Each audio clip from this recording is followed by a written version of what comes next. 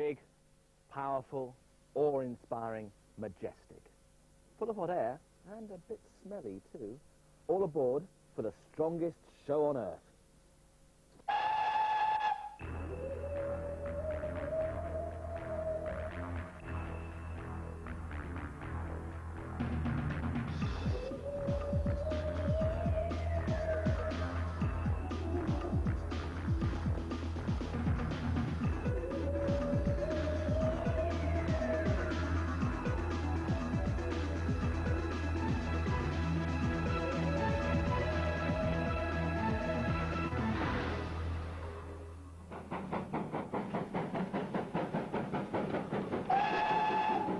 Somerset Railway, puffing its way merrily through golden countryside on its way to Minehead, where 30 giant men from the four corners of the UK have assembled to stretch every sinew of their body to prove that they are Britain's strongest man, and one will walk away with the Citroën Van Trophy.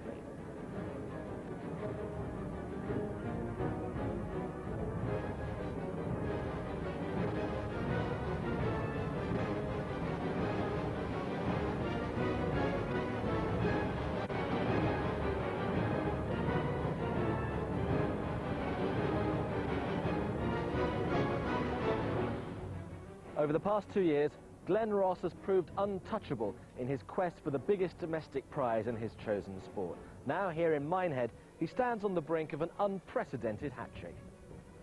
How are you doing? All right, John. How much has it meant to you to be Britain's strongest man for the past 2 years? Well, it's been everything to me, really, to my family, to my country. It's been wonderful. And how confident are you can win it again? Well, I won it in 99 and 2000. And 2001 is definitely mine. Well, this is the first of 5 heats. In each one there's 6 men, 5 events, and the top 2 will make it through to the final. Here are the first 6. Glen Ross from County Down in Northern Ireland. Forbes Cowan, Ayrshire, Scotland. Lane Snook, Ludlow. John Kiss, London. Dave Warner, Harrogate. Dean Edwards, Hastings. And these are their vital statistics.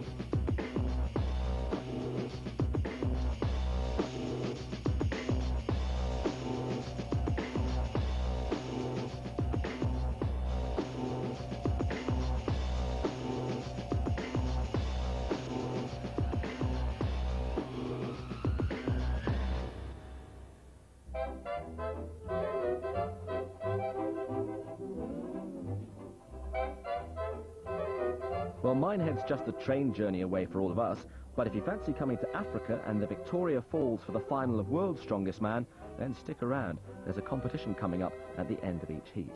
We're going to start, though, on the prom. So here's the first event, ready to sort the men from the boys. 200 kilograms to be carried down the course, up and over various sets of steps. 200 kilograms, that's the equivalent of Glen Ross and his son Marcus. Big boy for 8 weeks. And a nice pair of green wellies too. So once you've gone down these steps and up the other side, you leave Glen and his son here, down the other side again to pick up these 2 huge cylinders, 120 kilograms each. That's Dean in one hand and John in the other, and you carry them both all the way to the end of the course, 15 metres away. Good luck, guys.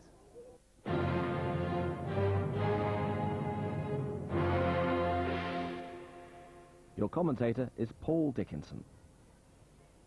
So the campaign trail for Britain's Strongest Man In starts lane here. 1, John Kiss. John Kiss from Hayes in Middlesex, a prison officer, his 2nd year in Britain's In Strongest lane Man. 2, David Warner. David Warner, a first-timer, a real baptism In of lane fire. 3, Lane Snook. One of the biggest men in the competition, Lane Snook, 2 metres In lane tall. 4, Forbes Cowan. Making a big comeback here, Scotsman Forbes In Cowan. lane 5, Glen Ross. And the defending champion, going for 3 titles in a row, Glen Ross. In lane 6, Dean Edwards. And another first-timer from Hastings. He's going to find this very tough indeed. Take your grip.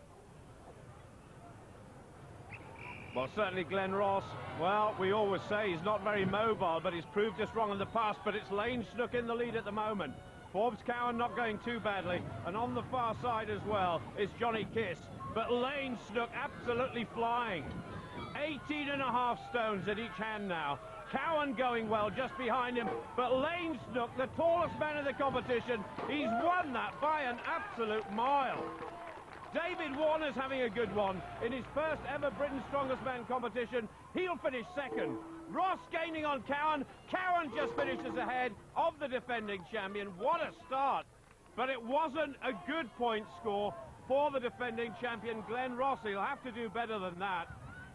And this is Dean Edwards really struggling. Two men still out on the course. The other one, Johnny Kiss, on the far side. I don't think either of them will finish, in which case their distance will have to be measured. There's the whistle. What a good victory it was, though, for Lane Snook. Absolutely flying he was. Found it quite easy. Got onto me running, came off the steps well, and that was it. Then you were away. You know, if you stop, you're just dead in the water.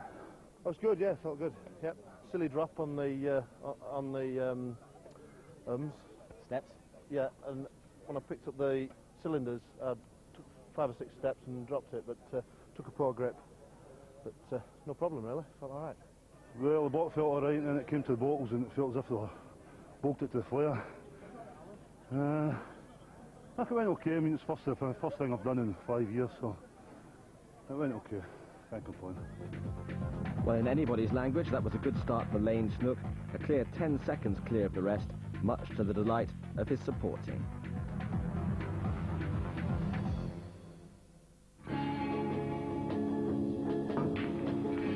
This is Paul, my brother. I'm here to try and make him as less nervous as possible. I'm very proud when he can do it, and I kick him up the bottom when he can't. This is Nick, my training partner. Start of the week, you ask him what he wants to do, Yeah. and then tell him what he's going to do. No, it's just what he feels like, really. There's no point pushing him if you don't want to do it, but it seems to have worked. I think encouragement is probably the biggest help you can give someone. If you can't be as good as him, be his brother.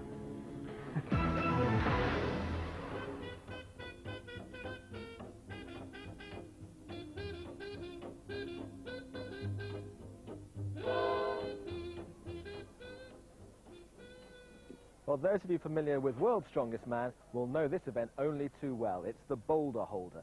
300 kilograms of rock inside this basket to be moved as far as possible around the circle, making its debut, though, in Britain's Strongest Man. So I wonder what John Kiss makes of all this. Well, pick it up first of all was quite hard to get the body adjusted to the weight. Then just making a move and try and breathe, really. It's the breathing that lets you down anything. I mean, you're holding it on your arms a lot, and it starts to cut into your abdomen like, and just starts cutting off your breath, really. So you just got to go like mad.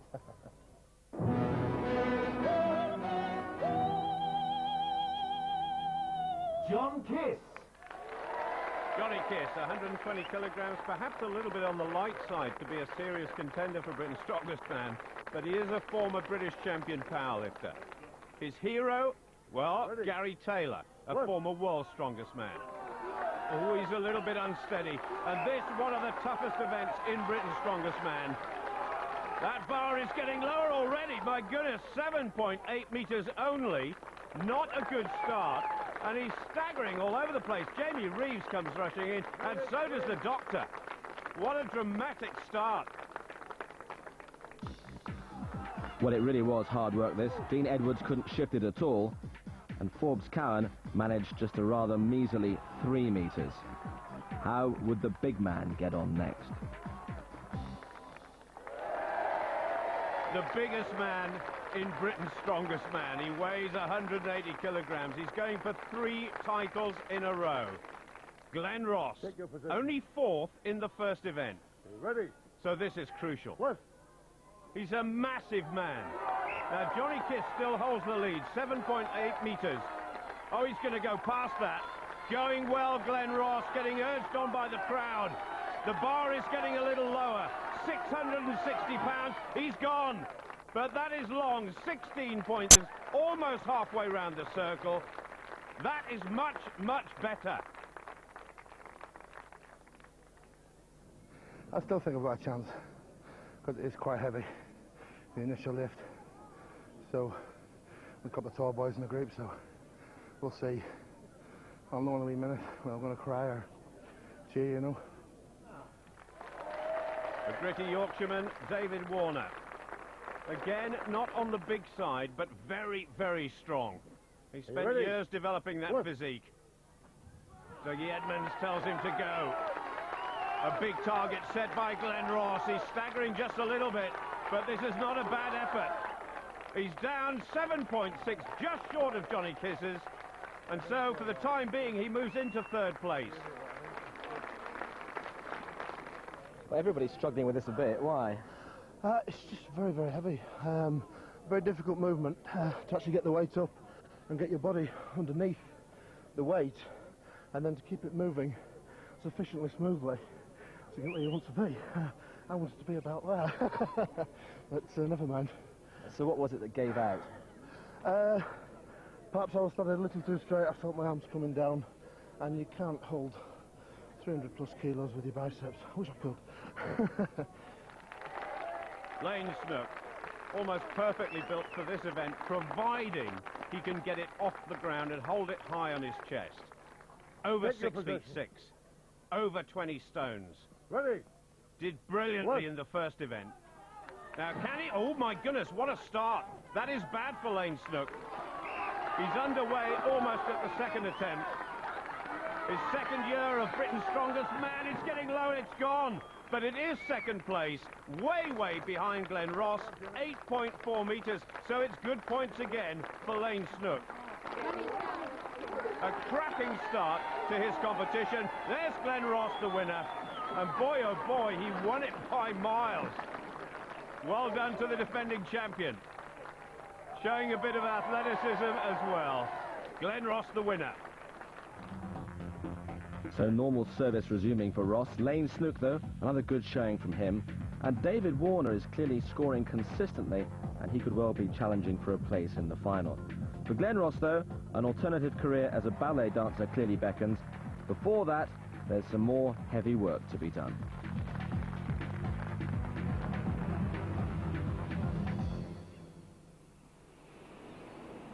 Well, one of the main reasons for coming here to Minehead is to visit Butlins holiday camp. Give a big Butlins welcome to all our athletes taking part. And for those of you who are familiar with Britain's Strongest Man over the years, you will know this event only too well. It's the van lift. What our guys have to do, and let's face it, it makes the AA and the RAC almost redundant, they have to pick up these vans and hold them in the air for as long as is possible. They weigh a mere 1,200 kilograms, as you can see from the number plate. That's in excess of 2,500 pounds, or more than an entire rugby team, if you will. And one thing's for sure, whatever you do, don't try this at home.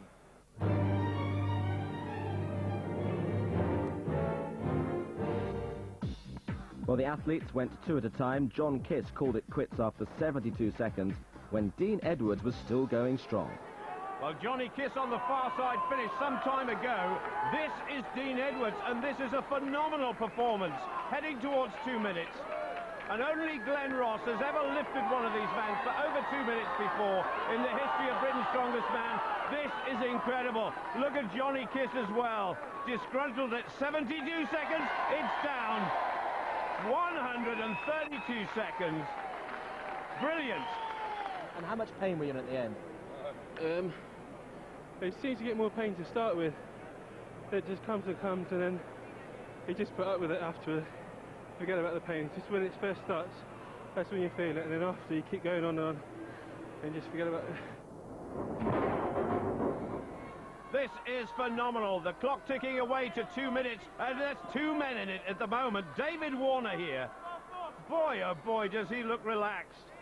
The other man, Forbes Cowan, well, he's had an enforced layoff from strongman competitions for the last couple of years. He's appeared in World's Strongest Man in the past. They're over 2 minutes. This is unbelievable.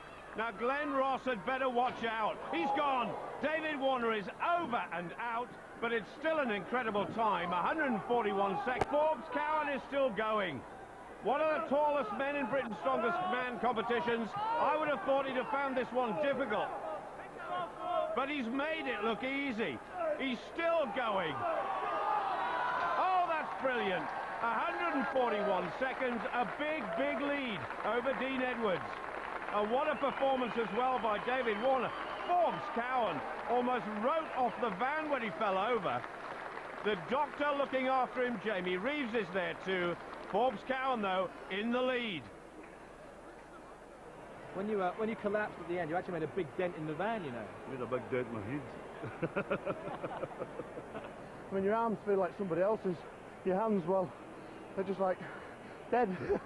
The blood just stops, but it's hard, but good event. I like that. I enjoyed it. I think I'm quite pleased with the time. It's more than I've done in training, so fair play to Cowan.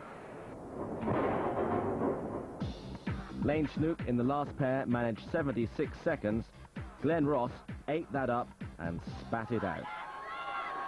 That was a very disappointing score for Lane Snook, and so it's left to Glenn Ross. There's Yvonne and his son, his precious son, and he's doing this for them as much as himself. He needs big points.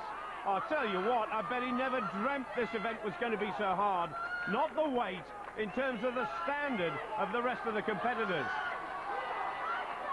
Getting tremendous support from the crowd. Up to 2 minutes 30. He needs 10 more seconds now to beat Forbes Cowan. He's never been this far before.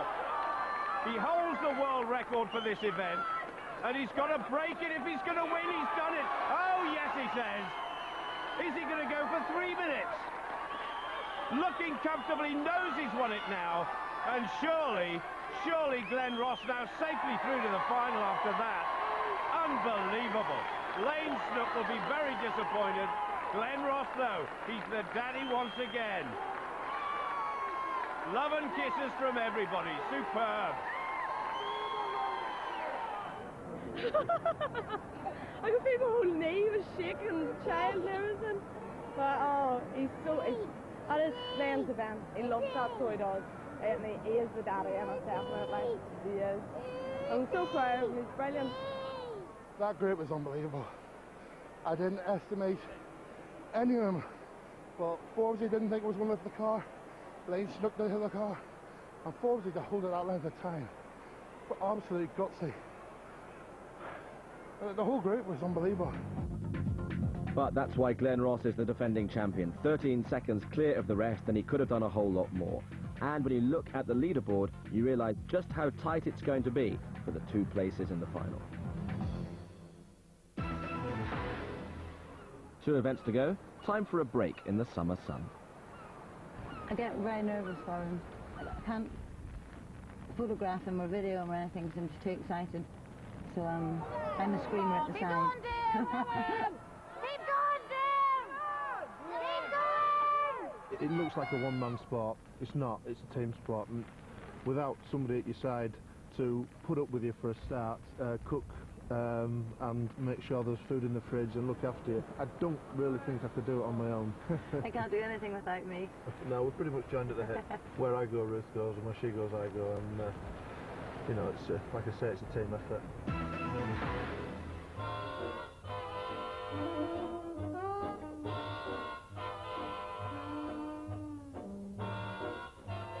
If you yearn for the days of steam when you could have been a contender for Britain's Strongest Man, then you can wallow in the nostalgia of that era here at the West Somerset Railway. But today, these carriages are going to be running on elbow grease, just the 40 tons to be pulled as quickly as possible down the track by our strongmen. And let's face it, if that particular daddy wants to play with his train set, who are we to argue?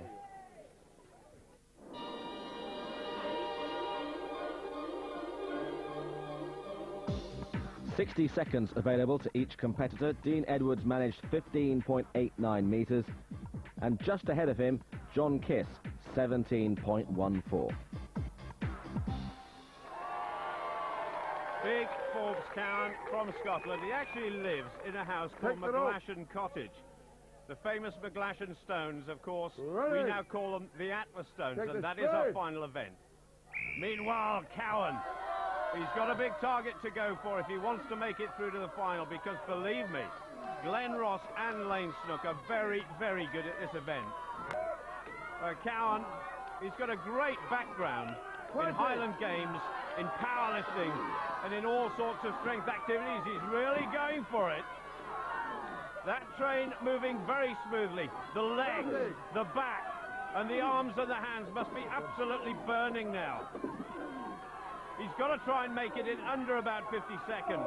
Jukka Ahola from Finland feeding the rope there. A former world's strongest man, not once but twice, and he's finished now. Good time. Forbes Cowan utterly psyched up, 45.7. That will be hard to beat. First class. Well, just hope it's enough. It's hard to get it going, but I think you tend to use too much legs and back.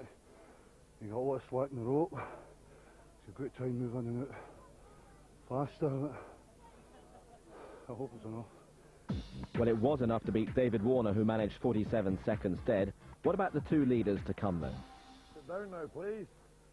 Just two competitors to go. Well, you heard what Forbes Cowan had to say. He didn't know whether the technique was right or not. I wonder if Lane Snook was listening. Now, this guy has got long levers. But is he strong enough? Glenn Ross is still to come. Jukka Ahola, not just feeding the rope, but urging him on as well. This guy started off in track and field athletics. He was a very promising thrower, specialising in the shot put, but he decided what he really wanted to become was Britain's strongest man. The lead by Cowan, 45.7. I'll tell you, he's pretty close. Snook from Ludlow in Shropshire is going well. The whistle goes. 43.6. We've got a new leader. Just one event to go after this one. And Snook is going well.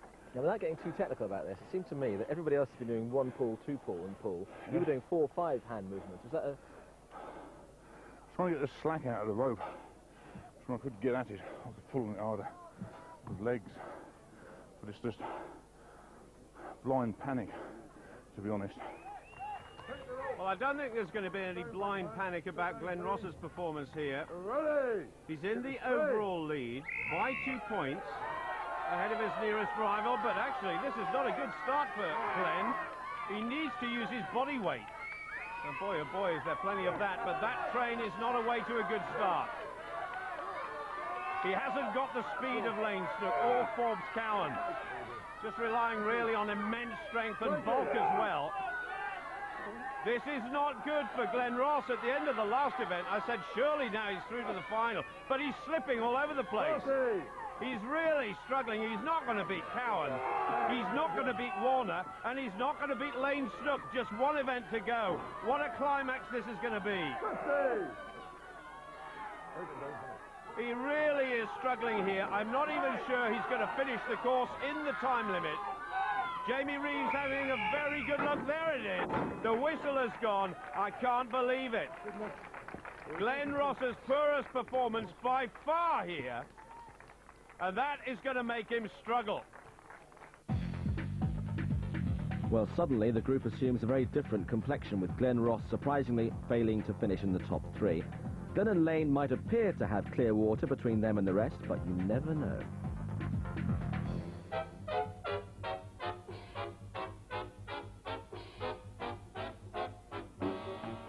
So, back to the beach, and what do you know? Blue sky.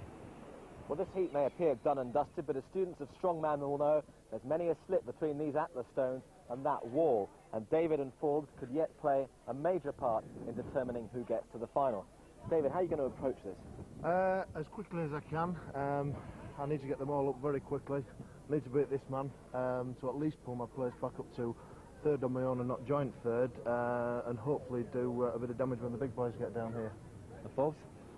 Basically, same kind of strategy, just go flat out, try not make any mistakes, and hopefully maybe pull a place or so.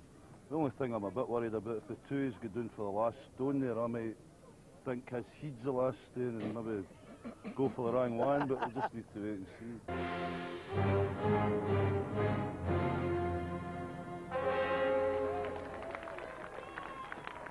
Well, Forbes Cowan sounding pretty relaxed. Dougie Edmonds, the referee, sends them on their way. Forbes Cowan on the right and David Warner here. I'll tell you what, this guy has made an incredible start to his Britman career. Forbes Cowan, he's done it all before. He's lifted 4 stones. I know that in the past has Cowan. He's got a lot of experience as he hoists that one. Nearly 18 stones onto his shoulder, but it's Warner who's ahead.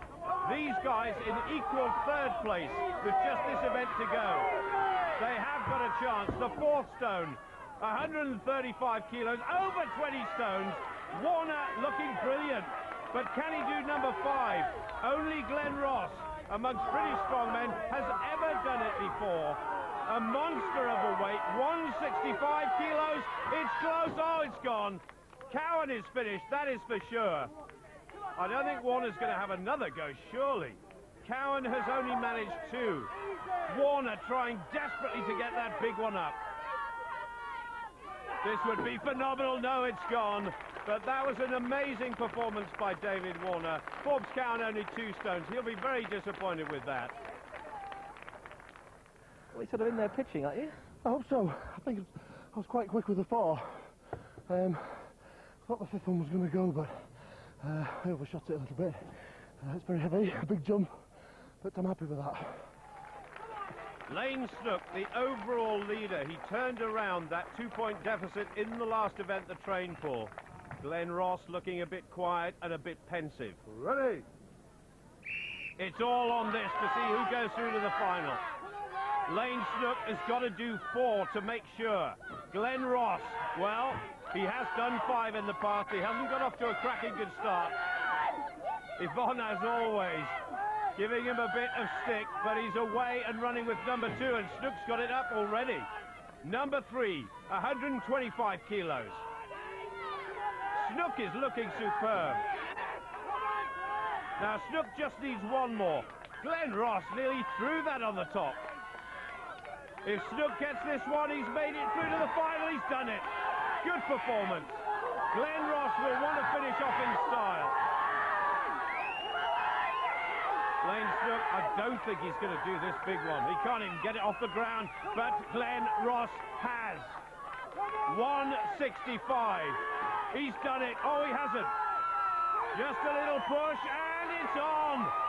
Glenn Ross has won, and that means he's won the heat as well.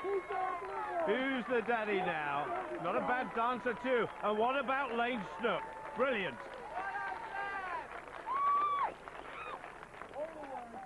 What does it mean to you to have got through to the final? Oh, everything. You know, I just missed out last year. I really am pleased this time. I've worked hard. I've come good when it mattered. I want this so bad this year. A hat-trick's going to mean everything to me, you know. It's just... to win something twice, you prove you're a champion. To be something great would be to win it 3 times, you know. Well, no real surprise that Glenn Ross won the Atlas Stones. That was his real banker event. And he goes safely through to the final of the Citroën Band Trophy, along with Lane Snook, the pride of Shropshire. Absolutely no stupid gags at the end of this series. Instead, some very serious prizes to be won, because 2 of you can be our guests in Zambia for this year's World's Strongest Man competition. We'll have a question at the end of each heat, and the first one comes from Glenn Ross. True or false? John weighs more than this barrel.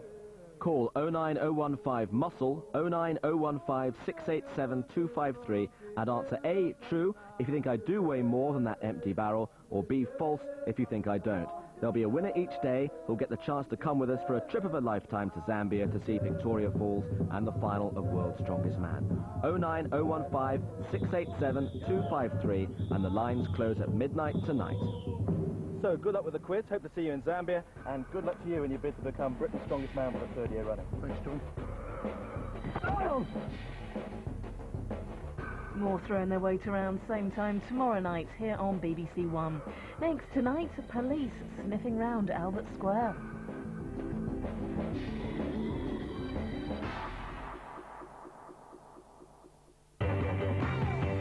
You can venture into the world of professional boxing with BBC Online.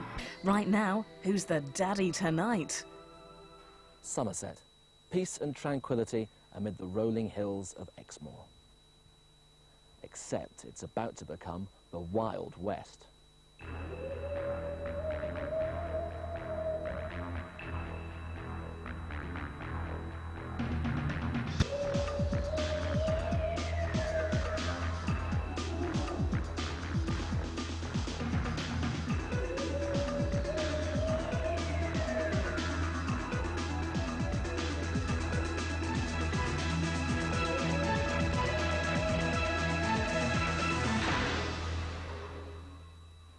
The Citroën Van Trophy for Britain's Strongest Man, and this is one of Somerset's most famous landmarks. The Robbers Bridge, deep in the heart of the Doon Valley in Exmoor, where villainous members of the Doon family would lie in wait and then ambush the 17th century jet set. Come to think of it, our strongmen have lifted cars, vans, even lorries. Never held up a stagecoach, though. Trouble. Big, big trouble. Oh, no! Trouble.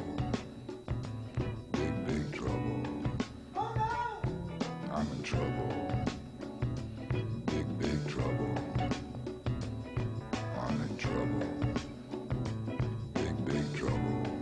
Oh, no! As with every heat, there are 6 competitors, 5 events, and the top 2 will make it through to the final. Already there, waiting for them, Glenn Ross, the defending champion, going for 3 in a row, and Lane Snook. Which of these 6 will join them? I'm Mark Hawley from Northampton. I'm Rob Dixon from Yorkshire. Andrew Mabin, London. I'm Christian Clay from South Wales. I'm Lee Bowers from Lancashire. I'm Francis Brenner from Peterhead, Scotland.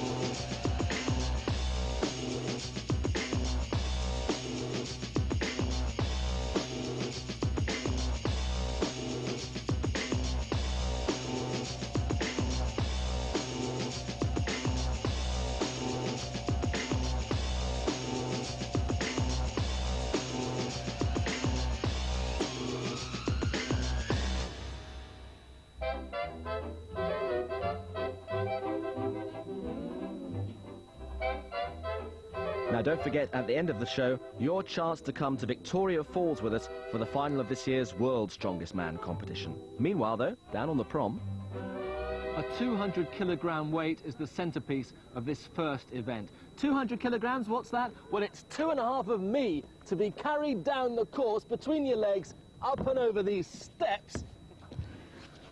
Thanks, Yuko. That's Yuko Ahara, twice the world's strongest man. Down the other side, up this next flight of steps, 2.5 of me to be dumped on here, and then down the other side to these 2.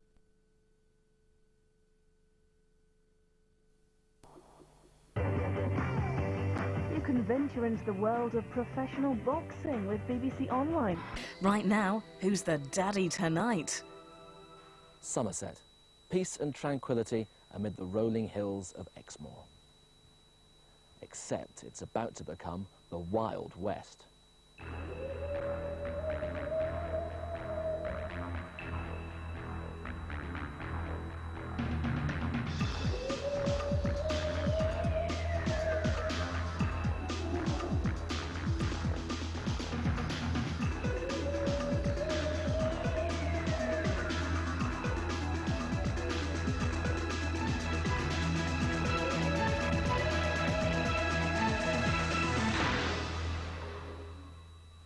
The Citroën Van Trophy for Britain's Strongest Man, and this is one of Somerset's most famous landmarks. The Robbers Bridge, deep in the heart of the Doon Valley in Exmoor, where villainous members of the Doon family would lie in wait and then ambush the 17th century jet set. Come to think of it, our strongmen have lifted cars, vans, even lorries. Never held up a stagecoach, though. Trouble. Big, big trouble. Oh, no! Trouble. Big, big trouble. Oh, no! I'm in trouble. Big, big trouble. I'm in trouble. Big, big trouble. Oh, no! As with every heat, there are 6 competitors, 5 events, and the top 2 will make it through to the final. Already there, waiting for them, Glenn Ross, the defending champion, going for 3 in a row, and Lane Snook. Which of these 6 will join them? I'm Mark Hawley from Northampton.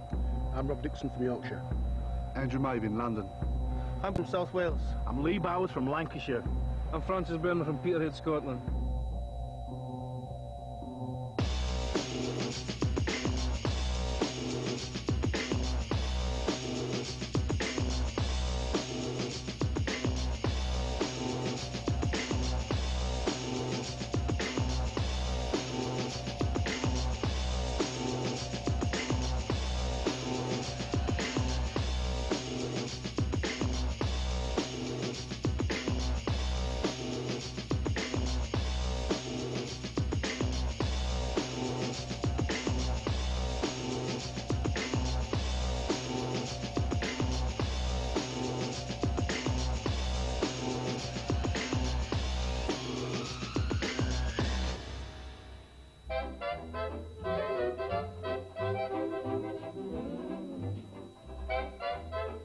Now, don't forget, at the end of the show, your chance to come to Victoria Falls with us for the final of this year's World's Strongest Man competition. Meanwhile, though, down on the prom, a 200 kilogram weight is the centerpiece of this first event. 200 kilograms, what's that? Well, it's 2.5 of me to be carried down the course between your legs, up and over these steps. Thanks, Yuko. That's Yuko Ahara, twice the world's strongest man. Down the other side, up this next flight of steps, 2.5 of me to be dumped on here, and then down the other side to these two massive cylinders that weigh 120 kilograms each. That's 1.5 of me in each hand, a combined total of 440 kilograms, or 1,000 pounds. I think I'll phone a friend.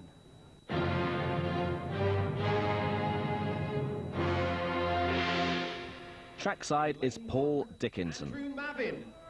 Andrew Mavin, former professional footballer. Francis Brebner.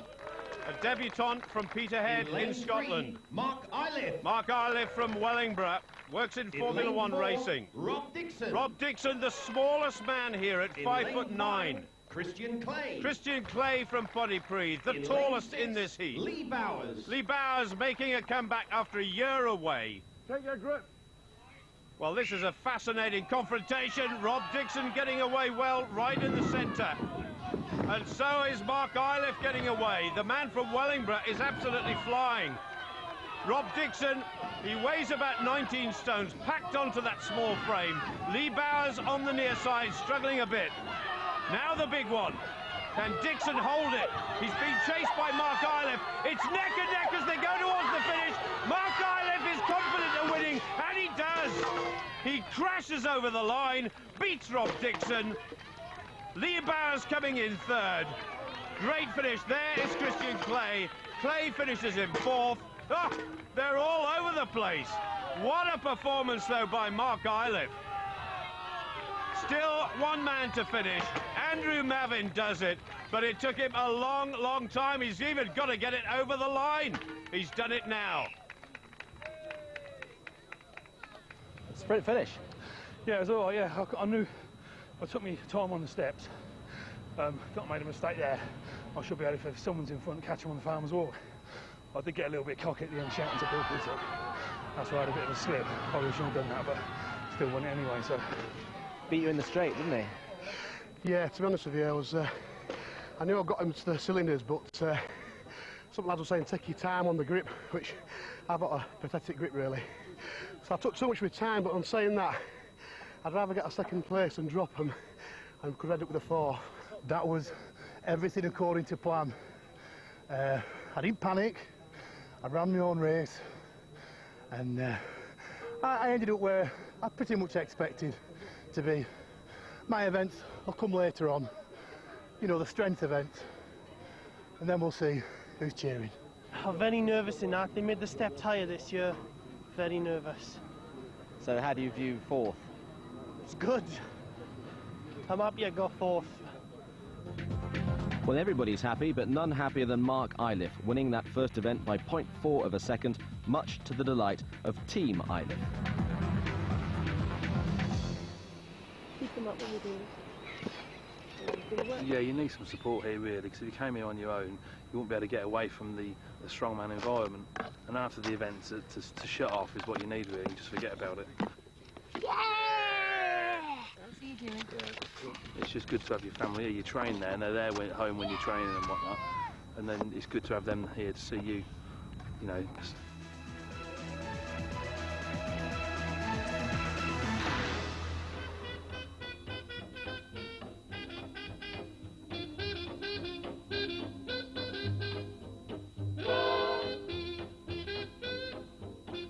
For the second event, we move inside Butlin's holiday camp for one of Strongman's trusty old favourites, the deadlift hold.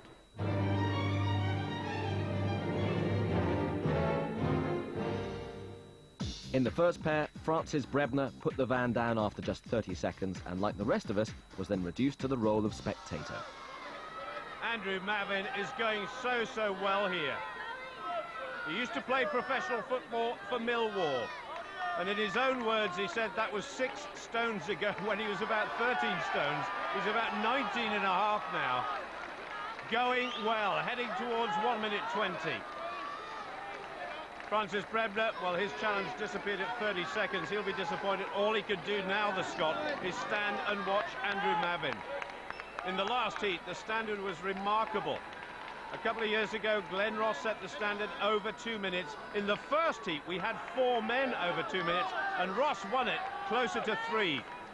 So this fella, Mavin, going well. He needs the points, though, that's for sure. He came last in the first event.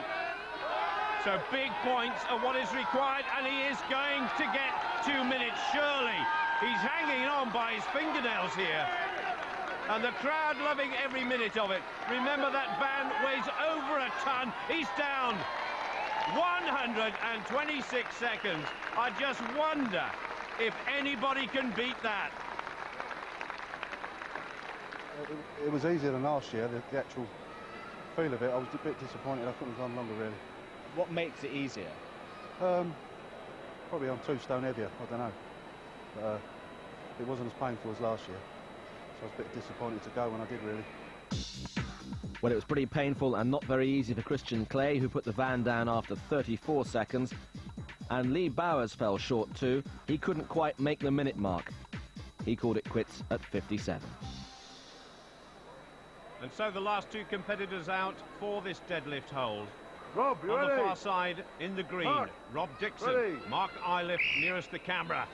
Mark Iliff just having a little look over to the camera as well. He did so well in that first event. So our top 2 scorers from event 1, if they can get good scores here, they could be well on their way to the final, but there's still 3 events to go after this. Jukka Ahola from Finland, twice a world's strongest man, just looking after these guys, making sure everything is rock solid. The lead, a brilliant 126 seconds by Andrew Mavin.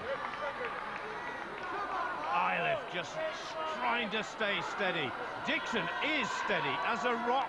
He's not moving an inch.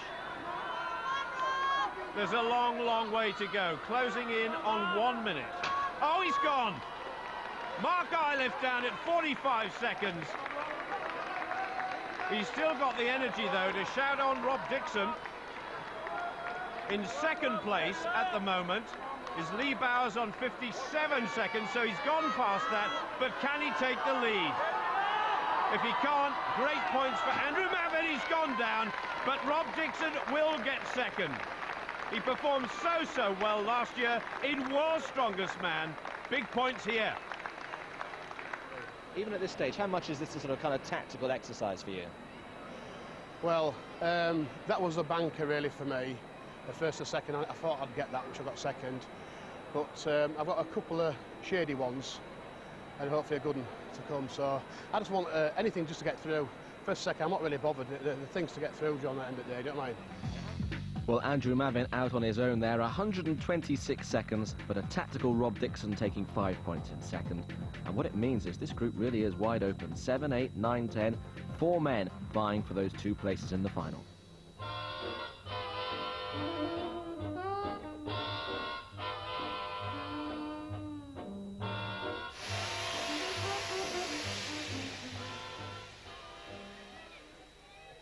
This is Minehead Station, where the railway systems of the past meet its future. First there was steam, then diesel, then electric, but the fuel of the future is human. This is the Intercity 1.25, about to be pulled by our strongmen. God knows what Jenny Agutter would make of it.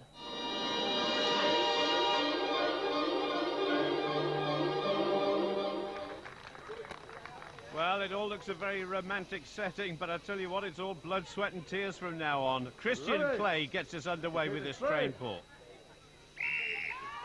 Christian from Pontypridd. He loves deadlifting.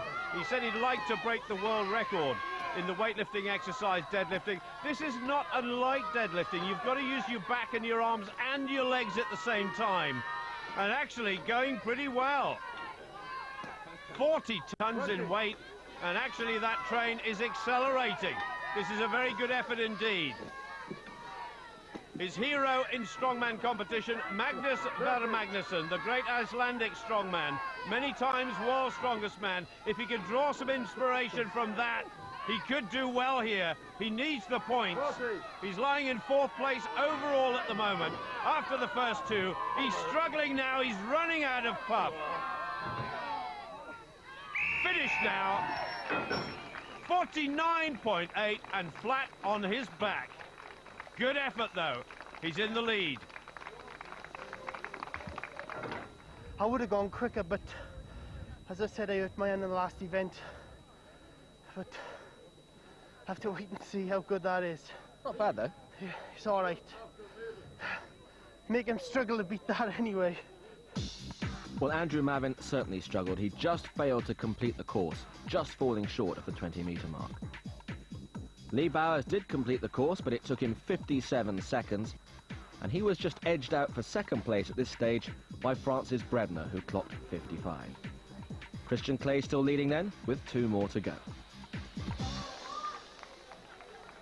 The man from Wellingborough, Mark Iliff.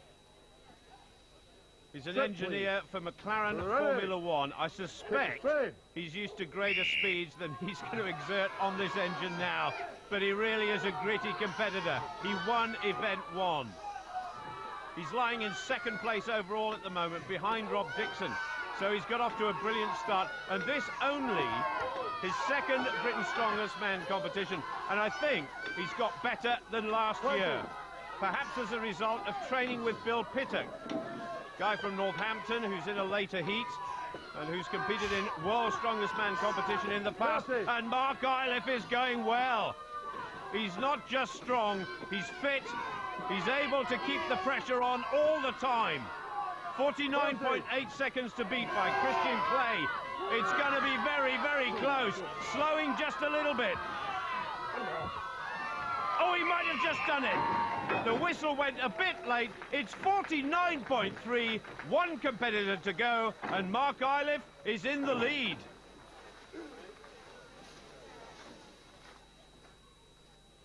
Now you're left-handed, but you had to pull on your right side. Yeah. So how difficult did that make it? Well, normally when I'm training, I always feed to my left. So then to come down here and feed to my right, completely different. And I wasn't allowed to feed the right back. I had to stop here. So I had to adapt the technique quickly. So I thought I'd do it a lot quicker than that actually, but I think I'm in first now, so pleased with that. I just wonder what sort of disadvantage Rob Dixon has here. He's the lightest man in the competition. He's the smallest in terms of height. He weighs about 19.5 stone, so he's obviously very, very strong. Now then, a great competitor. He hates losing. In the lead overall by 1 point. 2 events to go after this one. Did so well last year. He made World's Strongest Man final at the very first attempt, and not many British men have done that in the past. Look at this. So fast. And we saw what happened with Christian Clay and Mark Iliff. They really got slower towards the end, but there's no holding Rob Dixon at the moment. Mark Iliff leads 49.3. He's just tying up a little bit. All that lactic acid going into the arms, making him slow down. He's got to keep going. It's going to be close again, my goodness. Oh, he's just outside. 50.3 in 3rd place, but he's in the top 3 once again. Still going well. Rob Dixon. Well, you may not have won, but that's pretty handy for you, isn't it? That's a good result. Excellent result, that jump for me. I mean, it's never been a good event, so I'm well off at the moment. Yeah, Christian, I think he might have done us a favour. Chucked a couple of points between me and Lee and Andy. So I'm really chuffed for that result, yeah. No substitute for experience. Rob Dixon a cagey 3rd. Mark Iliff winning that event by half a second from Christian Clay. What it means, though, is that Iliff and Dixon are building a healthy advantage over the rest.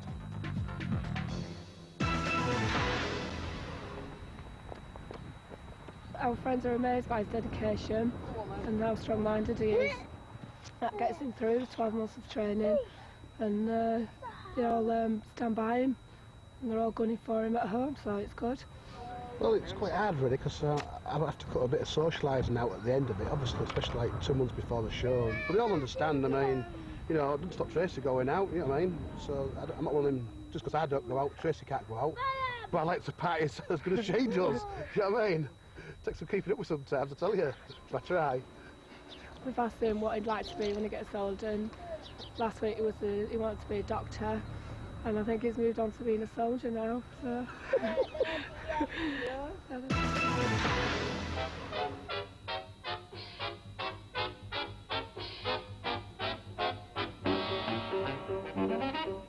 So here we go with event number 4, and it's back to the prom. The Pillars of Hercules, named after the mythological figure who was set 10 Herculean tasks to perform, like killing lions, monsters, capturing a live boar, not to forget the infamous 3-headed dog from hell. But could he have done this, held these 2 massive pillars upright for as long as possible while his arms were being pulled out of their sockets? Or would he have said, look, I've done enough for one day?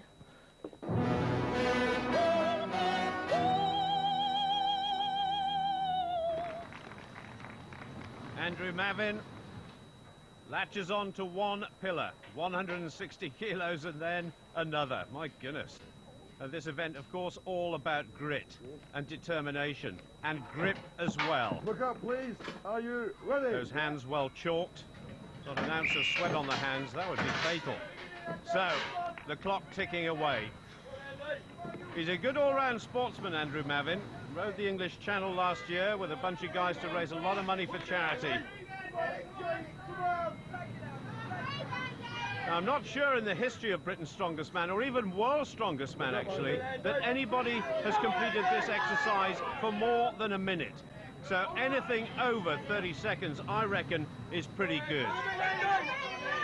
As he said in the interview, he's put on a couple of stones since last year, so bigger and stronger. But how much does he want to go into the final? That's what it's all about. It's gone. 39.8 seconds. He's just got to wait and see.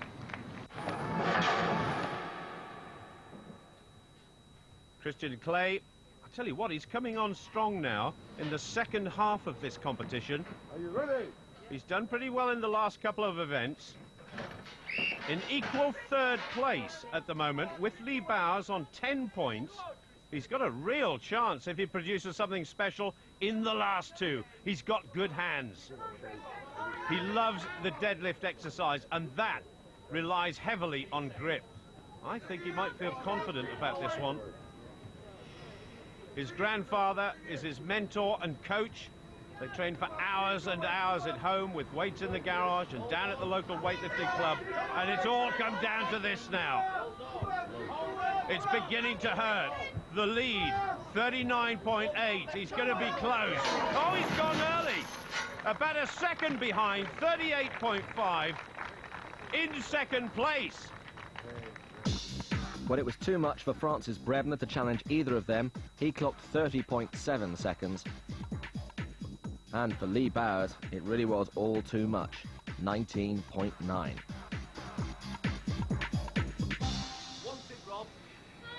Well, the crowd have just shouted, come on, do you want it, Rob? He does, but he doesn't like this exercise.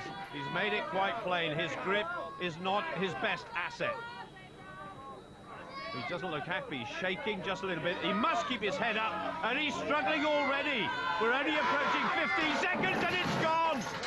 Now, this could be bad news for Rob Dixon. We've still got one event to go, and at the moment he's lying in last place, only 15.2.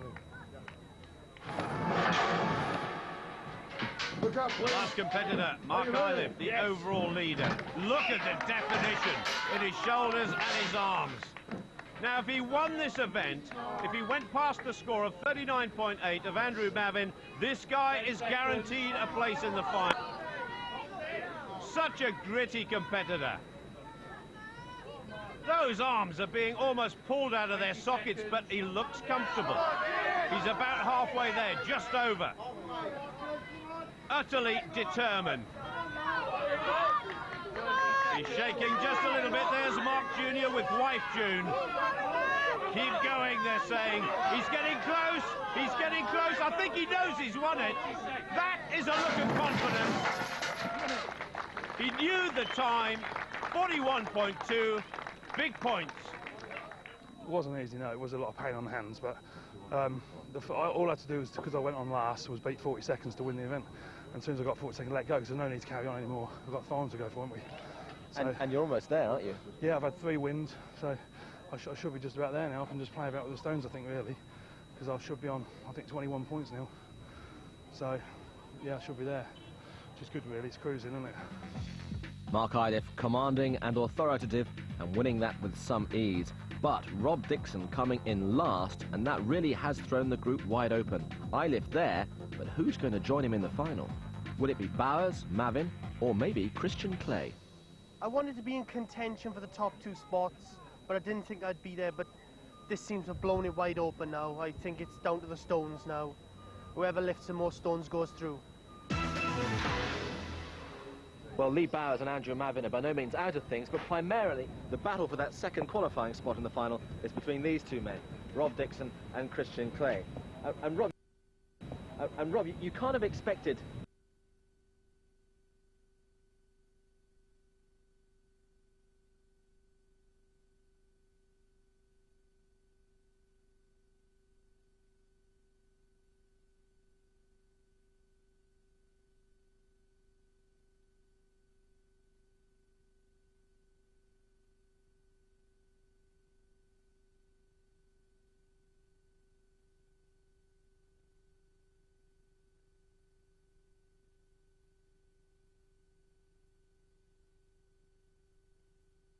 kilograms.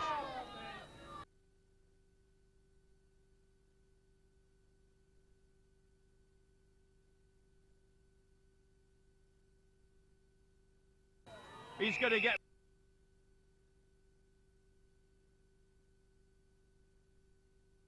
very bad points.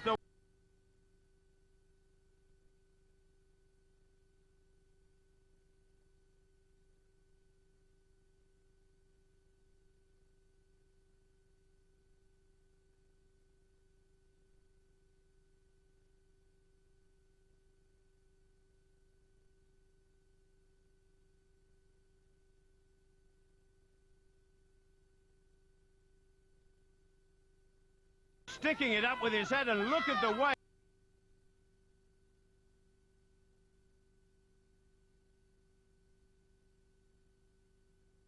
Top 3.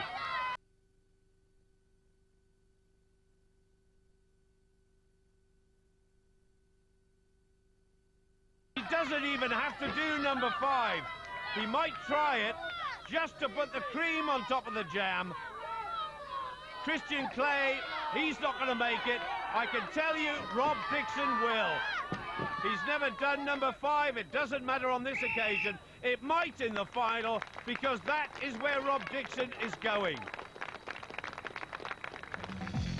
So Rob Dixon playing his get-out-of-jail card to win the Atlas Stones ahead of Lee Bowers and Francis Brebner. And what it means is that Dixon is safely through to the final alongside Mark Iliff. Relief for one of the pre-tournament favourites. Did you have any doubts? You thought, I can't possibly miss out on the final here? Well, everyone has doubts. You know, we're all human. Yeah, I had so sleepless nights, for sure. I mean, my stomach, it's the first time it's probably bigger nerves than Worlds, actually, to be honest with you, because I think once you've gone there, if you come back and you don't qualify, it doesn't look so good, really, does it? So you've got to get stuck in and, you know, and qualify again. So, yeah, fine, let's go for it, eh? And alongside Mark Iliff, Blaine Snook and Glenn Ross, they'll all be going for that Citroën Van Trophy. Now, you might not be aware that this year we have a fantastic competition for 2 people to come with us to Zambia for the world's strongest man. There's a question at the end of each heat, and today's comes from Mark. True or false? John weighs more than his gas cylinder. Call 09015 Muscle, 09015 687 253, and answer A if you think I do weigh more than the cylinder, or B, false, if you think I don't. There'll be a winner each day who'll get the chance to come with us for the trip of a lifetime to Zambia to see the Victoria Falls and the final of World's Strongest Man. 09015 687 253, and the lines close at midnight. Well, there are still plenty more chances to win that fantastic trip for Zambia. Good luck in the competition, and good luck to you, Mark, in the final. No problem. More tomorrow night, if he can take it. Next, tonight on BBC One, it's a question of TV.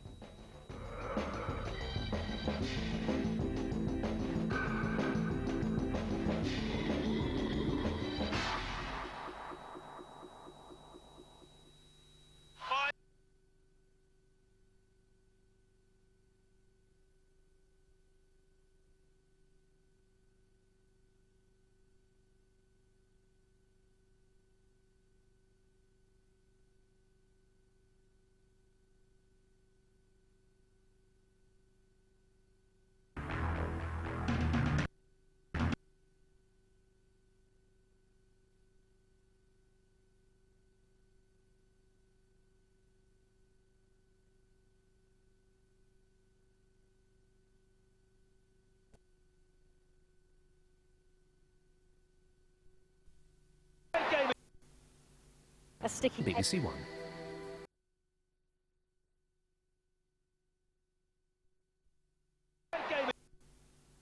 A sticky BBC One. An avenue of apple trees and not a wurzel in sight. This is Somerset, home to very strong cider and now to very strong men.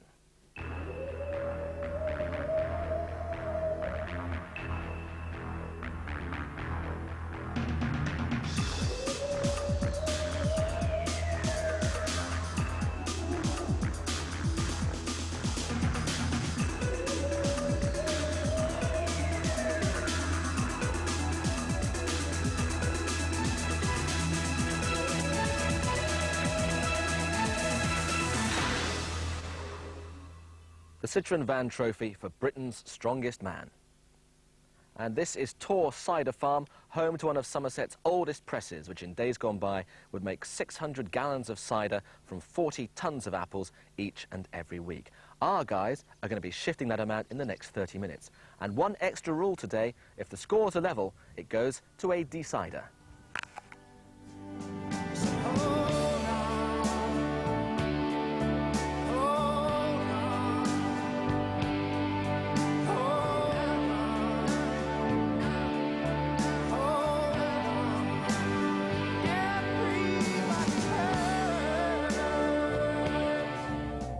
So the format, as ever, 6 competitors, 5 events in each heat, and the top 2 will make it through to the final, where they'll join these 4, Glenn Ross, Lane Snook, Mark Iliff and Rob Dixon. Which of these 6 will make it?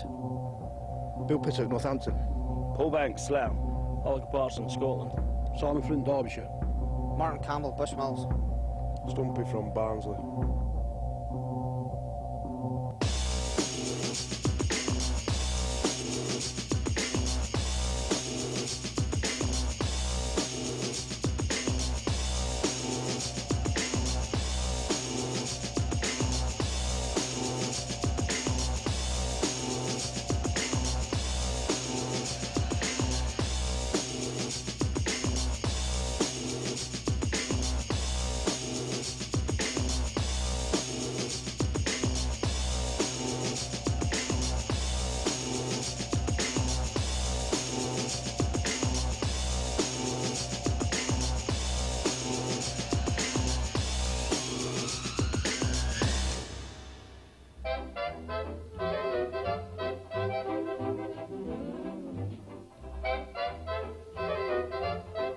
Don't forget, at the end of the show today, you can win the chance to come with us to Africa and see Victoria Falls at this year's World's Strongest Man competition. We start today, though, on the prom.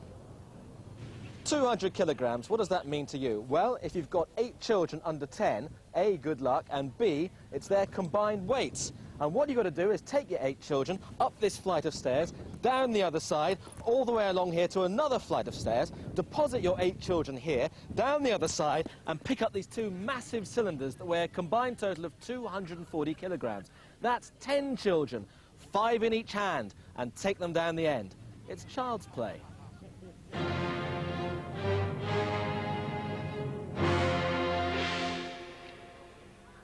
Leaden grey skies and rain in the air as we join our commentator, Paul Dickinson.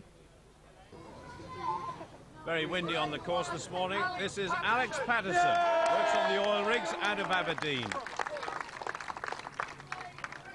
Paul Banks from Slough, favourite programme on television, World's Strongest Man. Martin Campbell from Northern Ireland, big friend of Glenn Ross.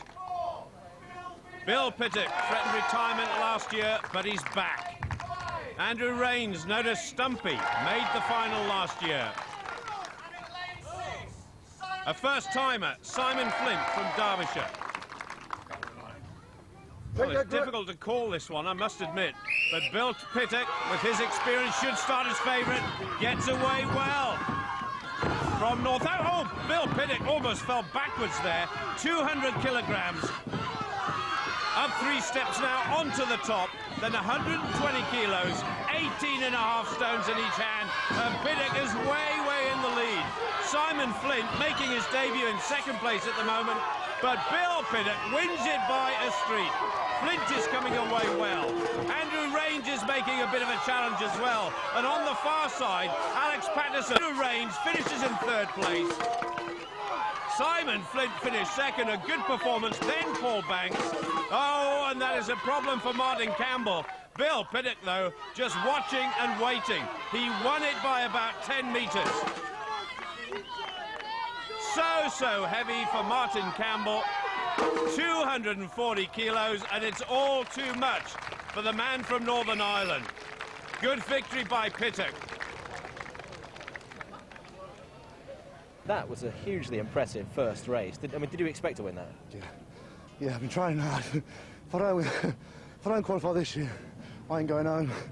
I dare. But I've got to ask you, a bit of showboating at the end there. There's always a danger that comes back to haunt you, isn't there? Yes, there is. Yeah, a bit cocky, but it was easy. I'm quite pleased with that result. Bill's looked really good all year. He's beat me twice already. So I got Bill down for the winner of that event. Simon Flint, very quick. The steps are a lot higher than they were last year, which is much more awkward for me. But a third place. Touch wood, I should be in final. I'm chuffed where I've come though, very chuffed. When you looked at the competition for that event, you know... I didn't think I was going to come where I come, because there's some good lads in it, you know what I mean? Yeah. And how do you view the prospects for the rest of this competition? This is the one that I was most worried about, really, with the steps involved. I'm looking forward to the rest of them, really. That was hard. I'm happy though, because it's my third year in a row, and I've always been last or second from last, so I'm happy with that. And so Bill Piddock, the Frank Sinatra of strongman who keeps threatening to retire but keeps coming back, winning that first event with some ease. I've got a bit of a point to prove. After last year's performance, I'm not finished yet. I've still got some left in me.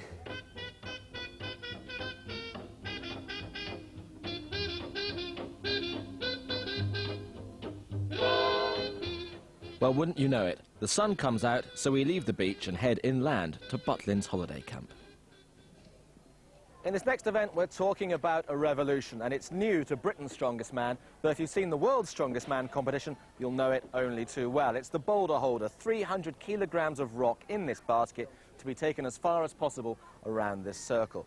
So, Paul, I guess you've never done it? No, I haven't. I've seen it on the World's Strongest Man, like you just said, and a lot of them had problems with it, so I think it's a lot of, because it's heavy, and there's you've got to balance yourself, plus walk with it.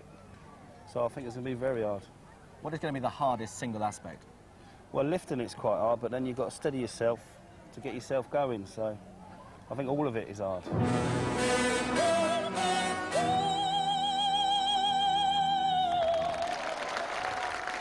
It certainly is hard. We saw that in a previous programme. The longest distance carried so far, 16.6 metres by Glen Ross, and Banks can't even get it started. He's not all that strong in the legs, tremendously strong in the upper body, but it's gone already. That'll be so disappointing to the man from Slough, only 2.8 metres. Not a good start in this competition. That was worse than I thought it was. Oh, that's hard. Well, it's balance. You've got to try and get it balanced, and it's trying to push you forward as well. Plus, you're trying to walk with it. It's hard. Very hard. At the moment of picking it up, what's going through your mind? Well, when I couldn't pick it up at first, I thought, oh, my God. But it's just awkward, very awkward, and it is very, very heavy. Really heavy.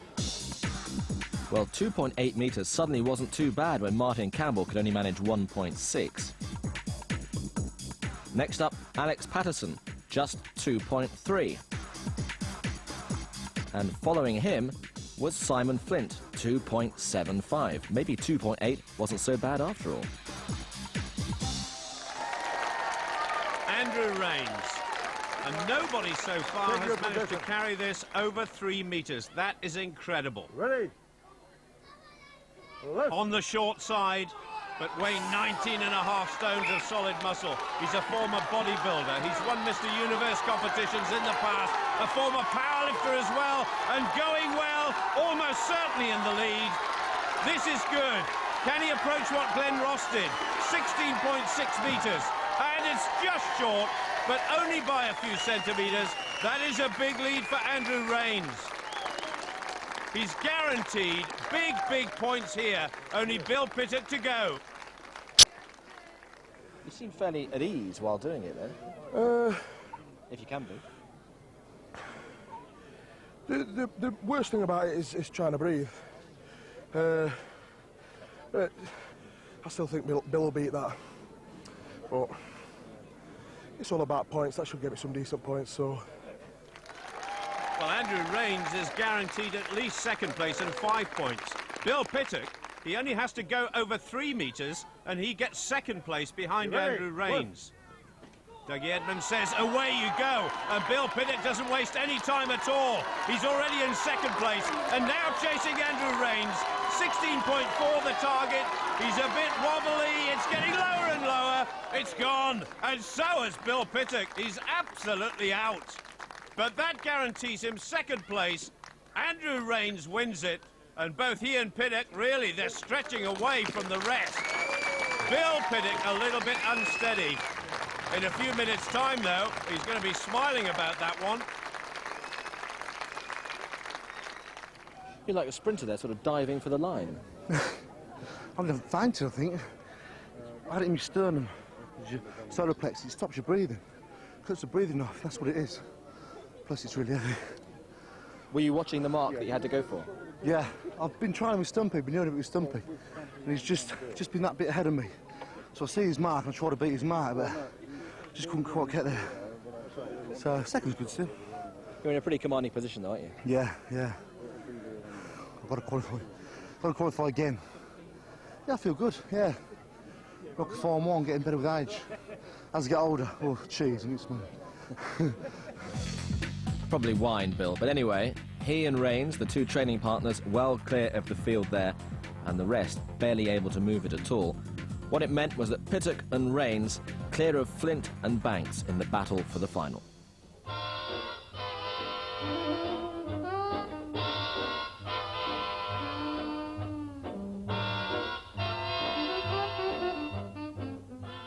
Let's move inside at Butlins now to pick up some vans.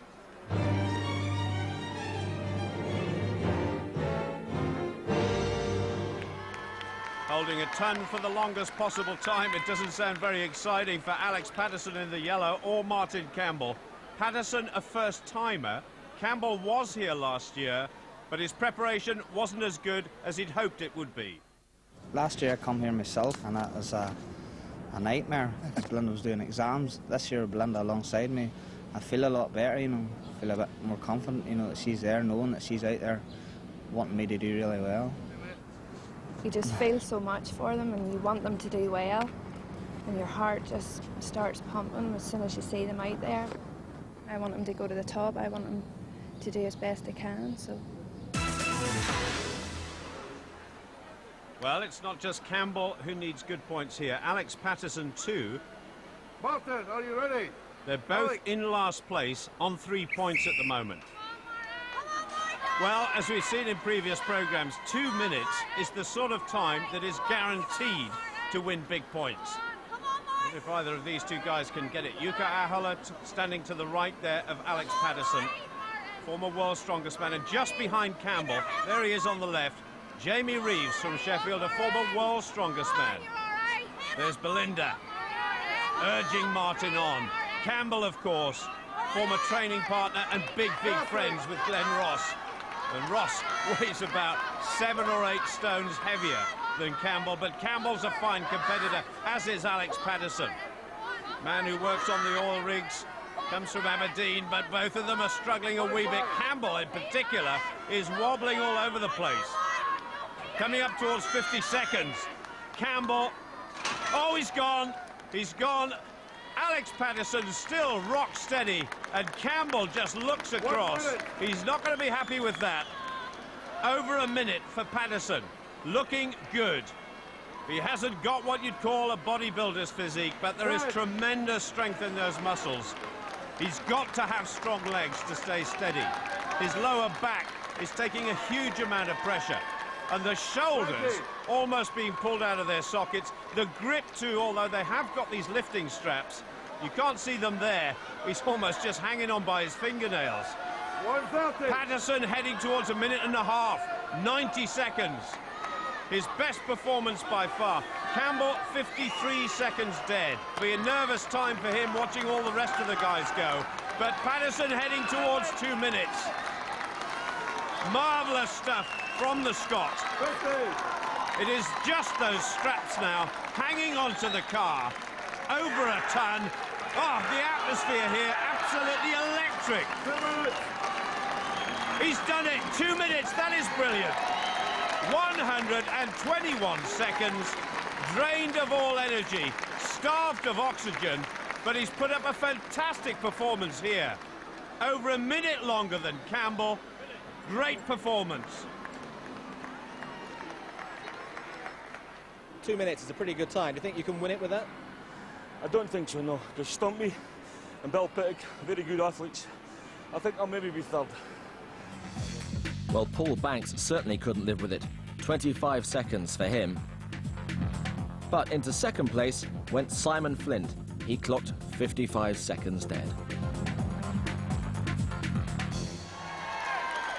Now to the two big men, and I mean that in the sense they scored more points than anybody else so far. Bill Pittock leads on 11 points, Andrew Rains on 10. If they do well in this event, even with 2 events to go, I think they can start looking forward to a place in the final. Bill Pittock is ready. Jamie Reeves still looking after Andrew Rains and those straps. Here we go. Rains on the far side, just checking his grip. Bill Pittock, steady as a rock. I just wonder whether these two would have planned out what they're going to do here. Maybe they'll save their energy for the last 2 events and not even bother going for the lead. Simon Flint in second place at the moment, behind Patterson, 55 seconds. Andrew Rains, the shortest man in this competition, but by far the most muscular.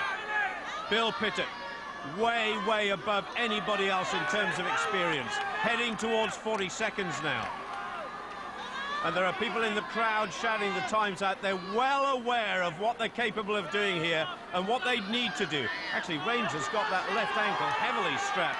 50 seconds. Heading towards second place. When it goes over 55, they're both in second place. Rains has gone. I think his strap broke.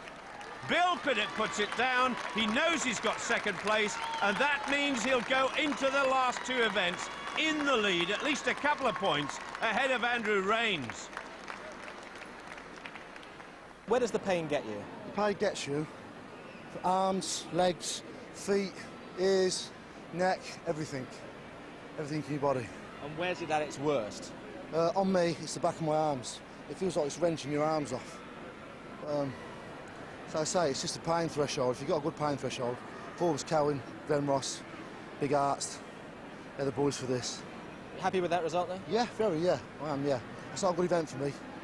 Still plenty more events to go, so I'm still in there. I'm gutted. It's my event, and I lost it, so what can I say? How do you assess the group now, then? I don't know who won that event. I'll tell you, Stumpy, it was Alex Patterson who was in a class of his own, more than a minute clear of the rest. But all is not lost for Andrew Rains, although Simon Flint is now snapping at his heels.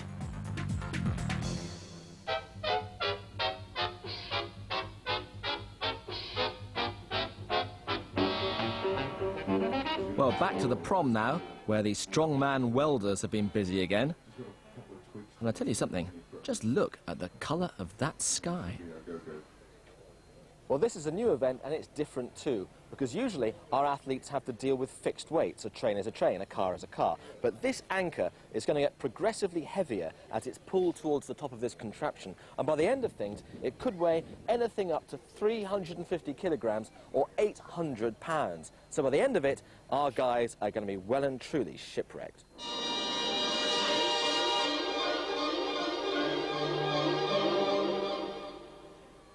It's always nice to see brand new events in Britain's Strongest Man, but this one, it could be a big, big test for all 6 men. I'm not even sure that anybody's going to manage this, to be honest. 350 kilograms is an enormous amount of weight.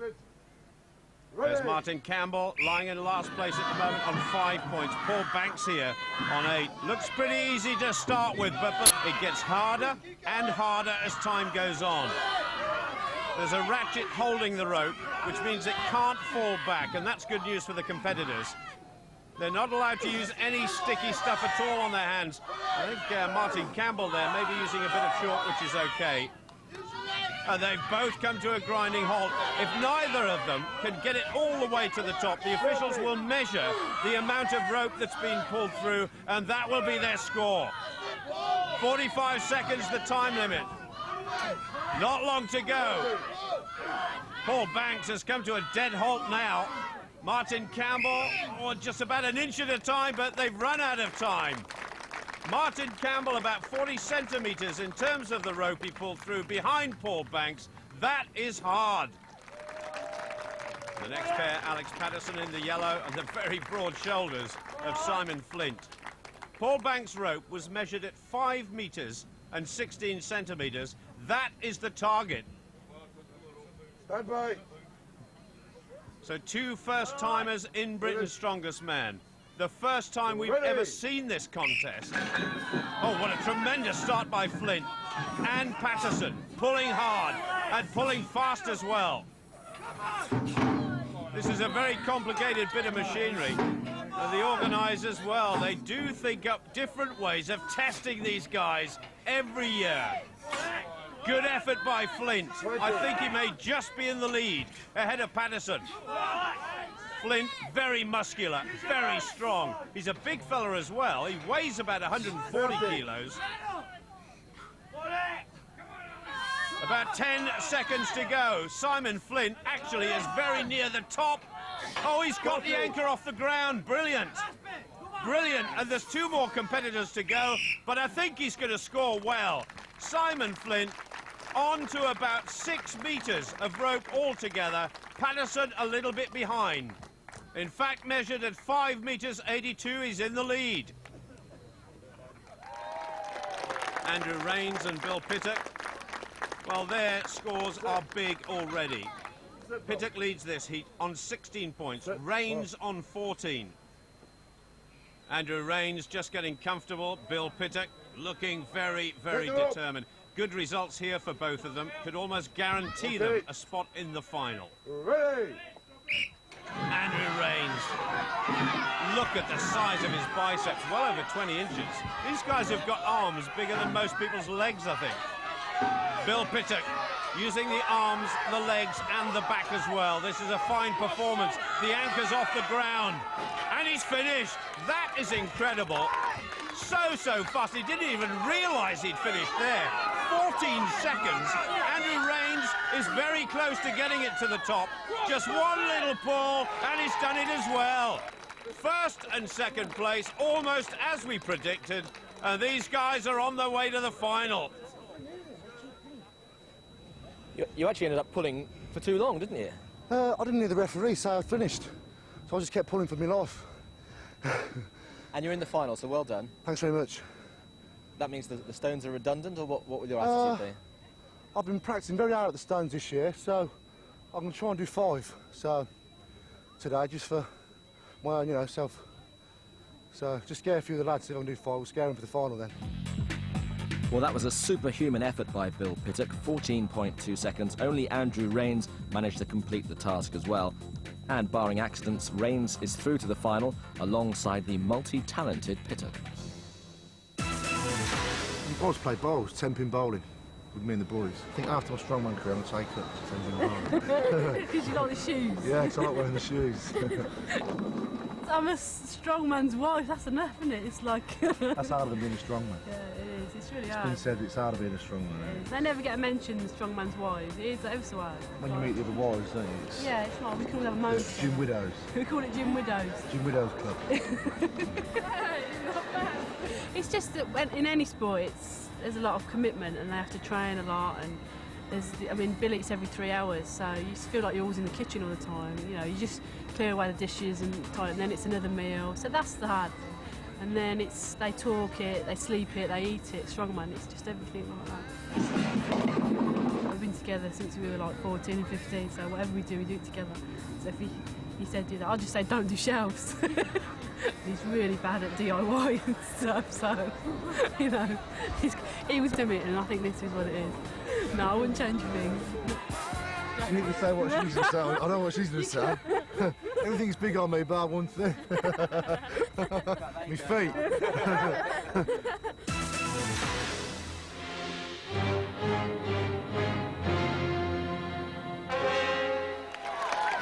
And so we finish with the Atlas Stones as ever.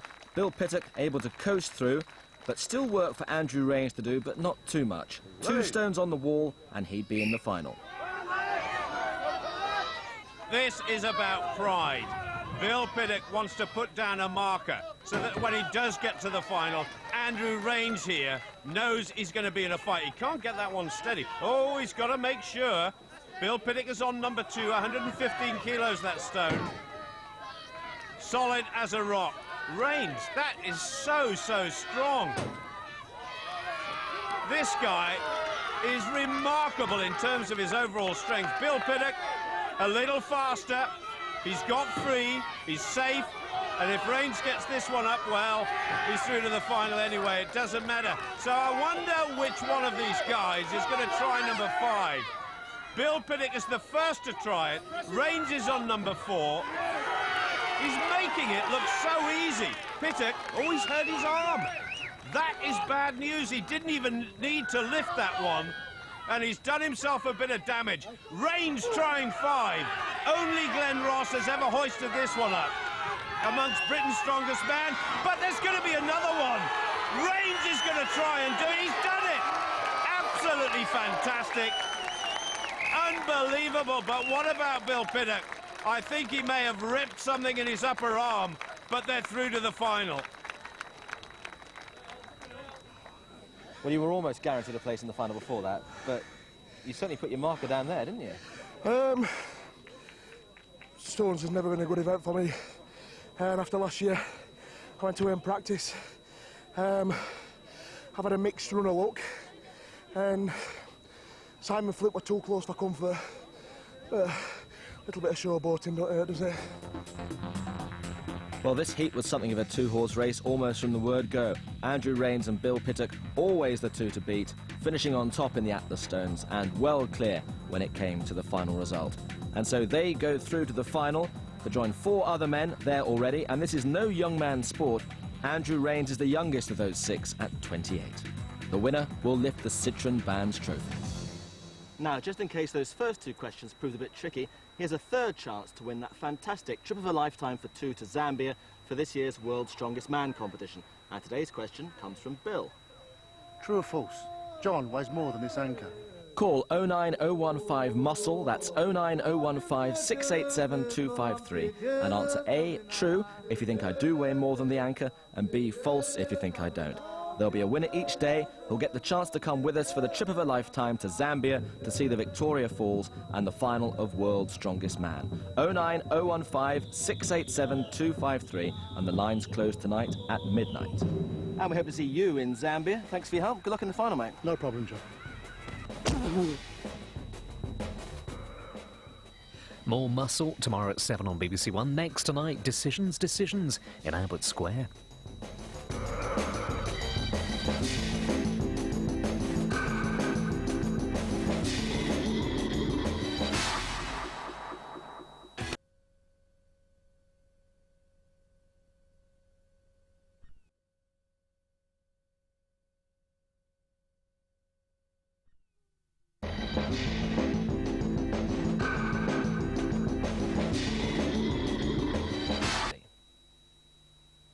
And then once in a while they come ashore.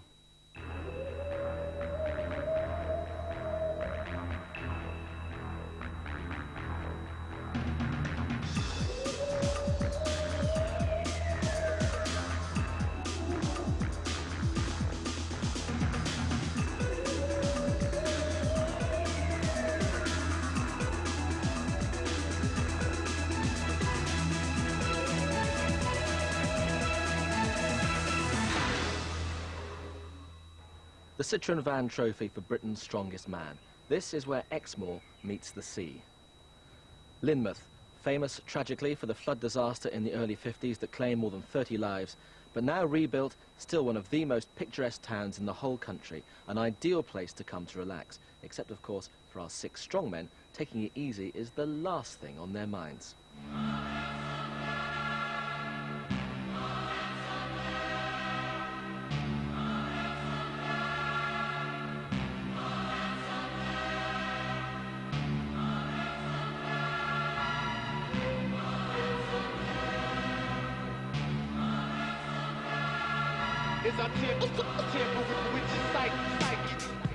In this heat, as ever, there are 6 competitors, 5 events to test them, and the top 2 will make it through to the grand final. 6 men are already there, including Glenn Ross, going for a 3rd title in a row. Who'll join them? Adrian Rollins from Dudley. Francis Kirby from Northern Ireland. Ryan Bell from Dundee. Fraser Tranter from Wolverhampton. Gary Adams from Welling in Kent. Carl Broomfield, Stoke-on-Trent.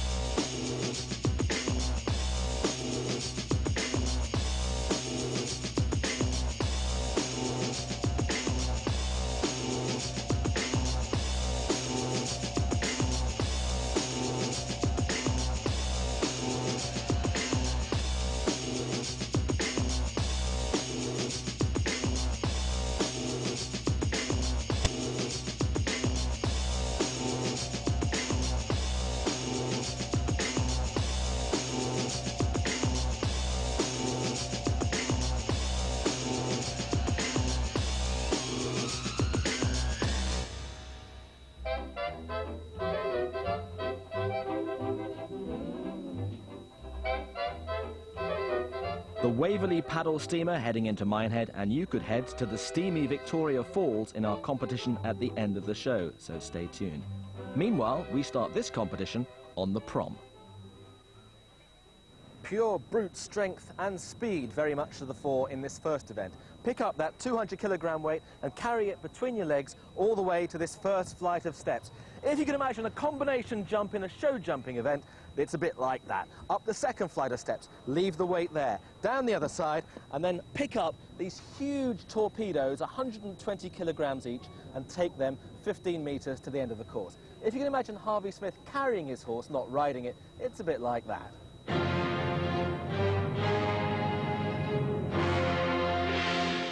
Paul Dickinson commentates. In lane 1, Gary Adams, the gym manager from Kent, second year in Britain's Strongest Man. Aid Rollinson from Dudley in the West Midlands, World's Strongest Man competitor last year. The tallest man in this year's competition, Fraser Tranter. Brian Bell, there's nobody more experienced than him. Carl Broomfield, his first ever Britain's Strongest Man competition. And Francis Kirby, 3rd place 4 times in Northern Ireland's Strongest Man. They're away. On this side, Francis Kirby going well. Carl Broomfield almost fell over there. The tallest man, Fraser Tranter from Wolverhampton, going well. He's got an advantage, but actually he's got further to pull it. Fraser Tranter is away. Just behind him, Aid Rollinson going well. A look at Fraser Tranter, absolutely brilliant. He's going to win this by a streak. Good performance by Fraser Tranter, very experienced man as well. Brian Bell's coming through into 2nd place. Oh my goodness, Francis Kirby all over the place. Aid Rollinson 3rd. And I tell you what, Gary Adams on the far side's got a problem. The big 200 kilogram weight has fallen off and he hasn't spotted it. Francis Kirby just finishing. Carl Broomfield, well, he just walks over the line, absolutely shattered. But Tranter was brilliant. It sure helps being tall in that event, doesn't it? Yeah, I think so. And having a good grip helps as well. Did you expect to win that one? I needed to win that one, just as a confidence booster. Did you expect to beat Fraser there? No, Fraser's really tall, and when it's carrying distance, it's over metres. He's usually quite good at that.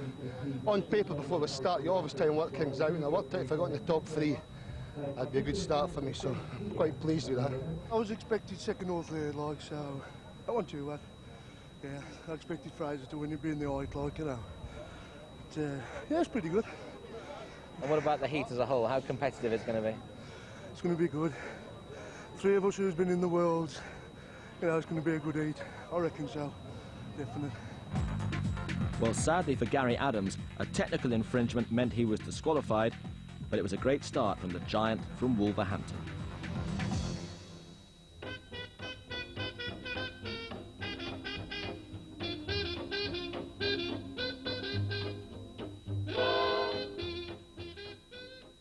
And we now head indoors to the Sky Dome at Butlins Holiday Camp for the deadlift hold.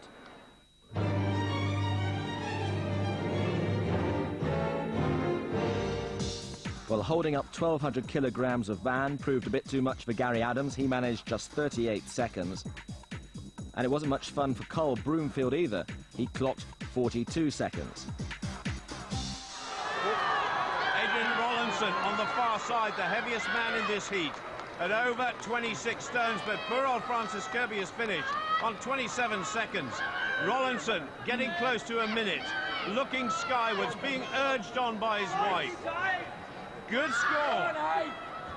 But I tell you what, in the previous heats, at least one person has got over 2 minutes. The standard of this event has shot up.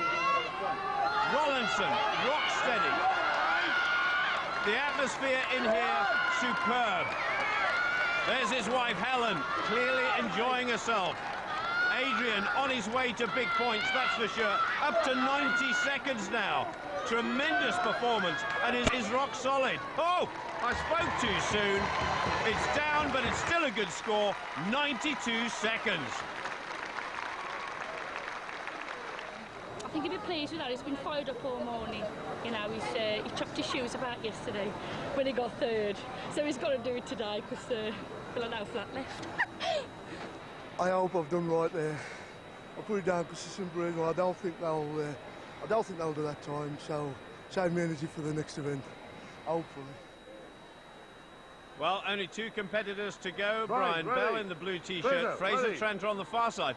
I think Fraser might have a problem with the lift. No! That means he's stronger than he was last year. He doesn't like these deadlifting type of events. Brian Bell is very happy on pushing events as well. A former world record holder in the bench press exercise, and Tranter is shaking just a little bit already. Bell from Dundee, a veteran of so many strongman and Highland Games competitions. Tranter is all over the place. 92 seconds the lead by Rollinson. And this group is still wide open. Bell looking steady, trying to block out the pain. Those hands will be burning. His legs and back will be aching. And Tranter is really grimacing here. Unbelievable. Heading towards a minute, though. So good scores for both men. And Tranter has gone. It doesn't matter. The worst he can finish here is third.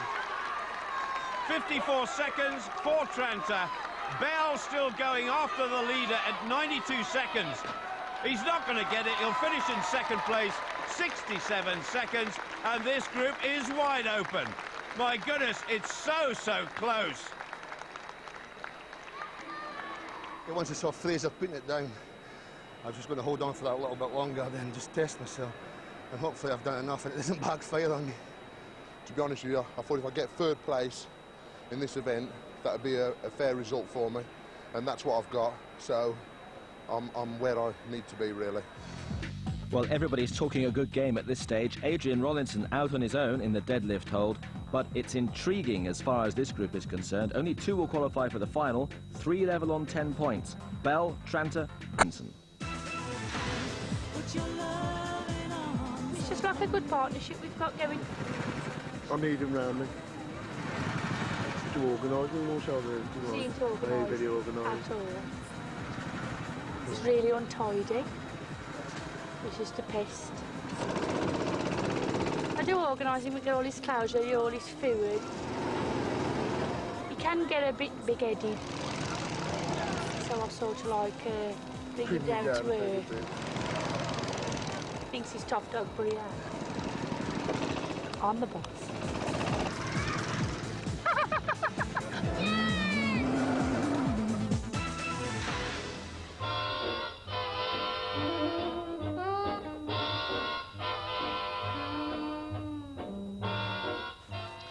30 years ago, British Rail closed the Taunton to Minehead line. It took 5 years for a whole bunch of enthusiastic amateurs to reopen part of it with the express intention of one day staging Britain's Strongest Man. And that great day has finally dawned. They've pulled planes and automobiles. Now it's the turn of the train.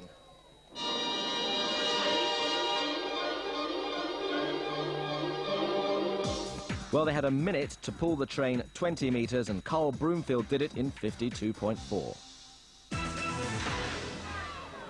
Gary Adams going well. He's a gym manager. He works out all the time, so he's very, very fit as well as strong, and this is where it gets most difficult. But he's still pulling hard. This is brilliant. 50.3 seconds. He's in the lead. That's a pretty good time. Yeah, the biggest fear was it wasn't going to move. When I saw the eye date in the heats, when they told us what we was going to be doing, I just thought, it's not going to move. Once it did start moving, it was a case of keeping that rope moving and keeping it pulling and pulling and pulling. And in the end, it finished, and I'm pleased with the time. There's a lot of big guys that go behind me. Let's hope this could be the one that pulls me back into the frame, gets me back up into some good points. And hopefully I won't disgrace myself at the end of the day. So we'll just see what happens. Well, this is Francis Kirby. There's no disgrace in what these guys do. They train so hard for this one moment to shine in Britain's Man. I wonder if that will be Gary Adams' event.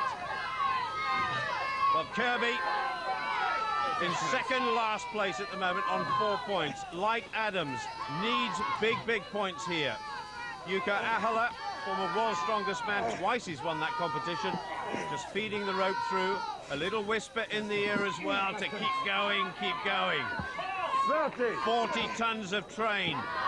Now the hard bit, the last 5 or 6 metres. Try and keep it going. Kirby's struggling, but he did get off to a very fast start. Adams lead 50.3. It's going to be close, but he must keep it going. Come on, one more pull. He's done it. 48.3, and that is Kirby's best performance so far. Hey, well done, that man. That's one of the quickest times of the day. Done.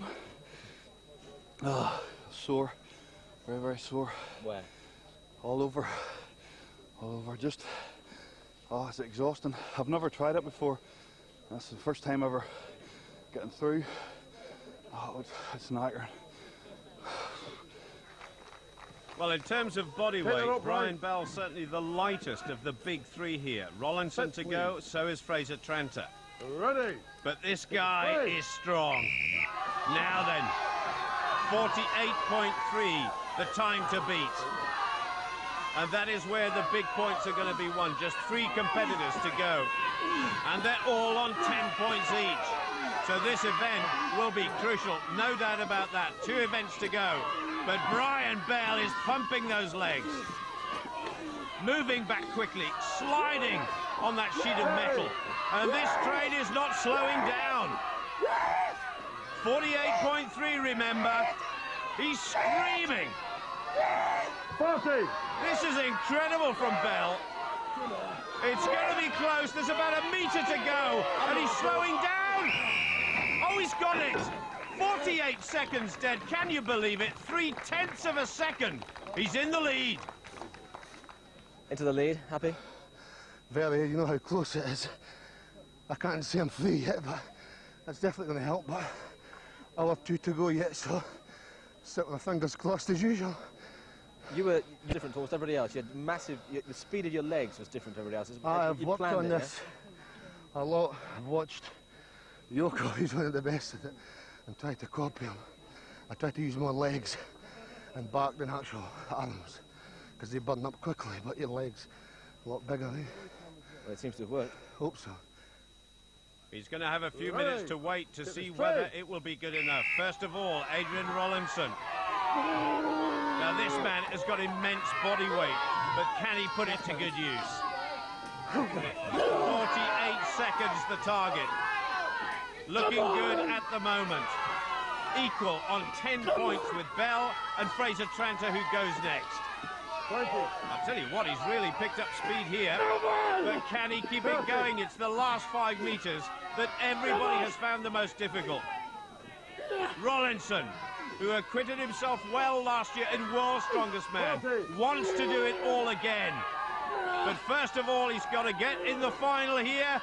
It's close. Oh, he's slowing down. He's not going to make it. Outside 50 seconds. That is surprising. 52.4. Only Fraser Tranter to go to try and beat Bell. Not as good as Brian Bell, and a couple between you as well, so that could be disappointing, that. Yeah, it's been a good event for me anyway, so... Why isn't it a good event for you? Too big, I think, round the waist. But, I mean, overall, were you hoping for better than that? I was hoping for about second or third in it, so... Just wait and see, I think. You have to sabotage Fraser. If not, I'll go tomorrow. I'll go hell for leather tomorrow. I've got to get in the final. It's my destiny. Set, please. Well, whether it's his destiny or not, we're going to have to wait and see. Ready. Rollinson equal third at the moment with Broomfield and only Tranter to go. Look at the size of Tranter's arms. That first pull is obviously slow until the train, the 40 tons of train, starts accelerating. And now Tranter gets quicker. But how long can it last for? 48 seconds, Brian Bell leads. If Brian Bell wins this event, it's going to make a huge difference to the scoreline. They were all on 10 points coming into this event. Bell, Rollinson and Tranter, it's all going to change. I'm not sure he's going to do it. 48 seconds has been and gone. Tranter will not win it. Brian Bell will. And in fact, Adrian Rollinson has beaten Tranter as well. What a good win for Brian Bell. Big points. Big points for the big man from Dundee, just squeezing out Francis Kirby for the 6 points at the top there. But Rollinson and Tranter at the bottom, and what that meant was while Brian Bell was getting clear at the top, they were being dragged back into the pack.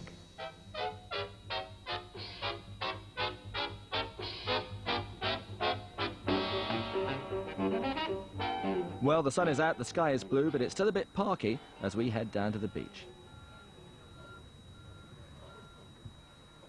Well, Fraser Tranter's bid to get to the final came off the rails a bit with that train pull. He's got to get it back on track here with the Pillars of Hercules. Is this make or break for you, do you think?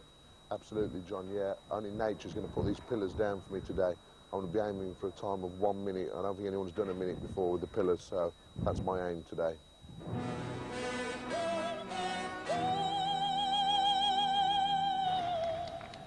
So, the moment of truth for Fraser Tranter.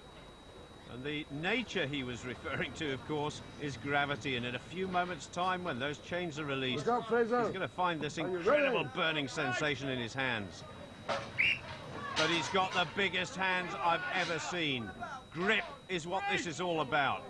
Breathe, Fraser. Fraser Tranter determined to do well here, to claw his way back into the top 2 positions, maybe even go to the top of the table. Shaking, but still steady. That grip has not moved a millimetre. Looks a bit crooked from here, standing to one side. Maybe he's got one arm stronger than the other. That doesn't really matter. Over 30 seconds. How much longer can he keep going? Anything over 40 seconds is very, very good, and he's done it now. The first man to go in this competition. And he's making it very difficult for everybody else now. Superb. 8 seconds more and he's cracked the 1 minute. Nobody's ever done it before. The time being shouted out to him. He's done it. He's done it. Superb. Absolutely fantastic. 63.6. I would hesitate to say it now, but I think he's won it. Brilliant. I had to really dig in and fight for it. The wind was whistling around the top of the pillars. I was wobbling about a bit, you know, I had to reset myself up. But I just kept looking at Yuko Huller, and from him I got some inspiration just to hang in there, you know. So it felt really good, yeah. I think that's a world record, so really happy. Well, not surprisingly, that was a hard act to follow. Gary Adams, 25.6 seconds. Next in debate was Carl Broomfield. He managed 35.7. And after him came Francis Kirby, getting better all the while, 48.2. Still 2 to go, though. So here's the big man from Dudley in the West Midlands, Adrian Rollinson. I reckon the rest of the competitors, when they saw Tranter do over 60 seconds, they must have thought, well, that's it. There's no way we can win this now. 10 seconds. And what an impressive time as well by Francis Kirby, 48.2. In second place at the moment, behind Tranter. Certainly looking at the results from other heats, Kirby's time would have been good enough to win. It was that good. Rollinson, a veteran of strongman competitions, but only came in to Britain's Strongest Man a couple of years ago. The chalk on the hands helping. Oh, he's gone! All of a sudden his left hand gave way. 38.4, that is a big surprise.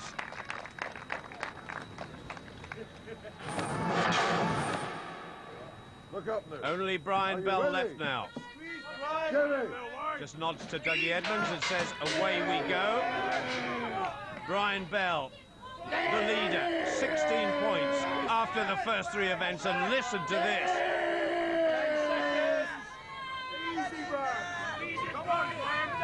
This is absolutely agonising. Tranter's time, 63.6, brilliant. Kirby's time, 48.2, absolutely superb, and Bella's gone. Gonna finish last. I'm not sure I could believe that.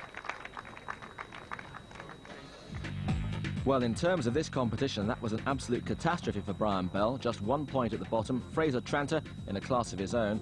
And Tranter and Rollinson are right back in it. Bell must be getting worried. At the moment, he's lying on the floor in the chalet because he's so nervous, he's so worried that he's not going to do as well as he should, because anything could happen on the last event, and he couldn't possibly have spoke to you at this moment because he wouldn't be able to. He's just far too nervous. This will be the worst one because it's the last one, and one slight mistake will take him out of the competition completely. Just the Atlas stones to go then. The lightest, £230, the biggest, a massive 400.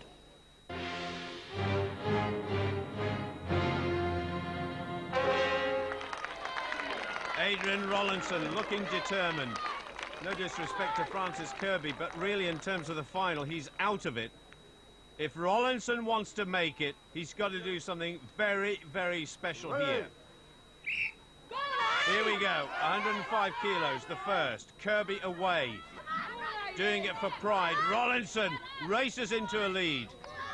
Only Andrew Rains and Glenn Ross have ever lifted the 5th stone, the massive 5th stone at 165 kilos. Adrian Rollinson's family are here in force, and Rollinson is going well. There's still Tranter and Bell to go, and only half a point covering the top 3. Here goes number 4, 135 kilos. Oh, Kirby, so disappointed.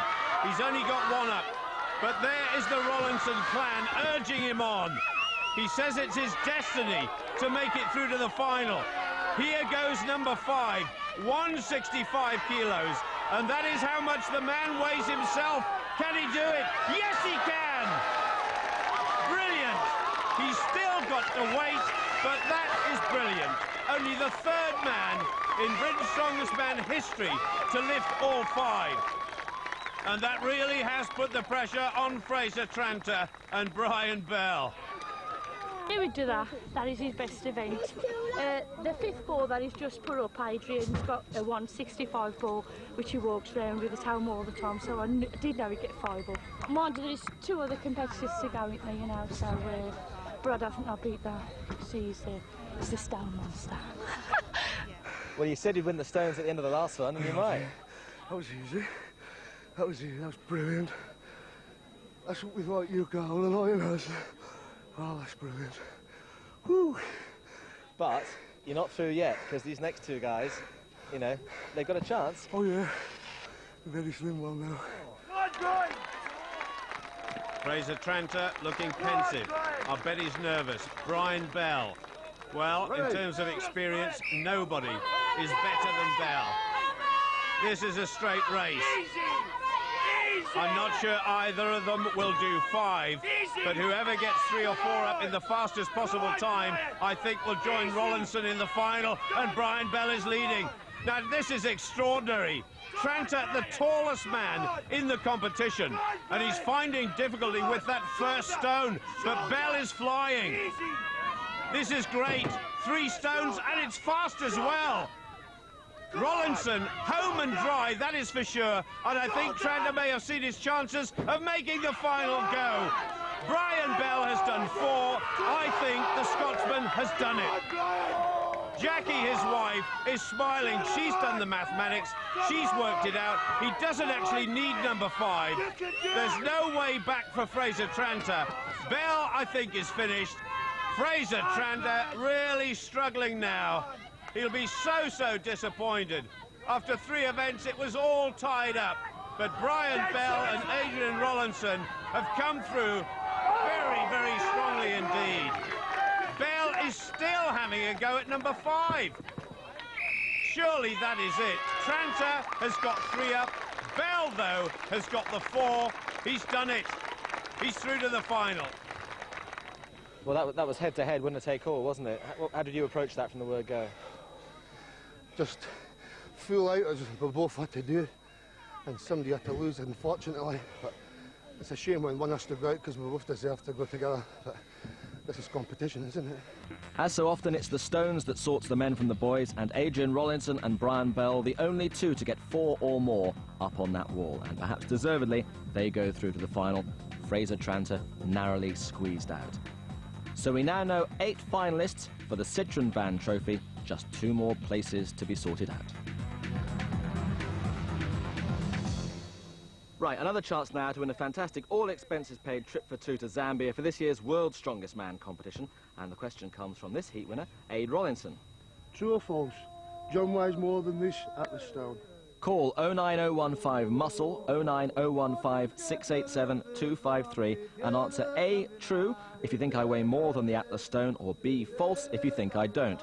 There'll be a winner each day who'll get the chance to come with us for the trip of a lifetime to Zambia to see Victoria Falls and the final of World's Strongest Man. 09015 687 253, the number to call. Lines close at midnight. Well, good luck with the question. Good luck in the final. Thanks for your help with the quiz. No problem. Catch more this Sunday night at 6:30 on BBC One. It's Liverpool against Bayern Munich, match of the day live on BBC Two now. And for BBC One next, it's Top of the Pops.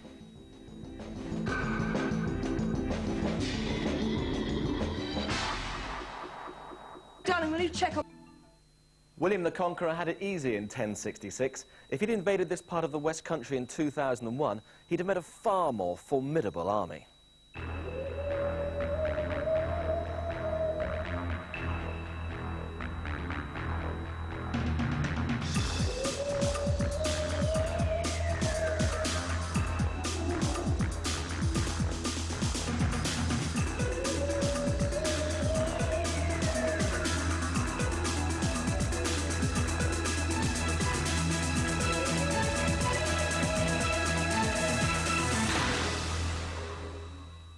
The Citroën Van Trophy for Britain's strongest man. Britain against Britain, just like it was here in Dunster 350 years ago in the English Civil War. The Royalists were holed up in the castle over there, and Oliver Cromwell's army were on that hill over there, and they met here in the middle. That's when it all kicked off, and it's about to again. I'm a man. I'm a full-grown man. I'm a man. I'm a natural lover's man. I'm a man. I'm a rolling stone. I'm a man. As with every heat, there are 6 competitors, 5 events in each, and the top 2 will make it through to the final. There are 8 men waiting. Who's William the Conqueror had it easy in 1066. If he'd invaded this part of the West Country in 2001, he'd have met a far more formidable army.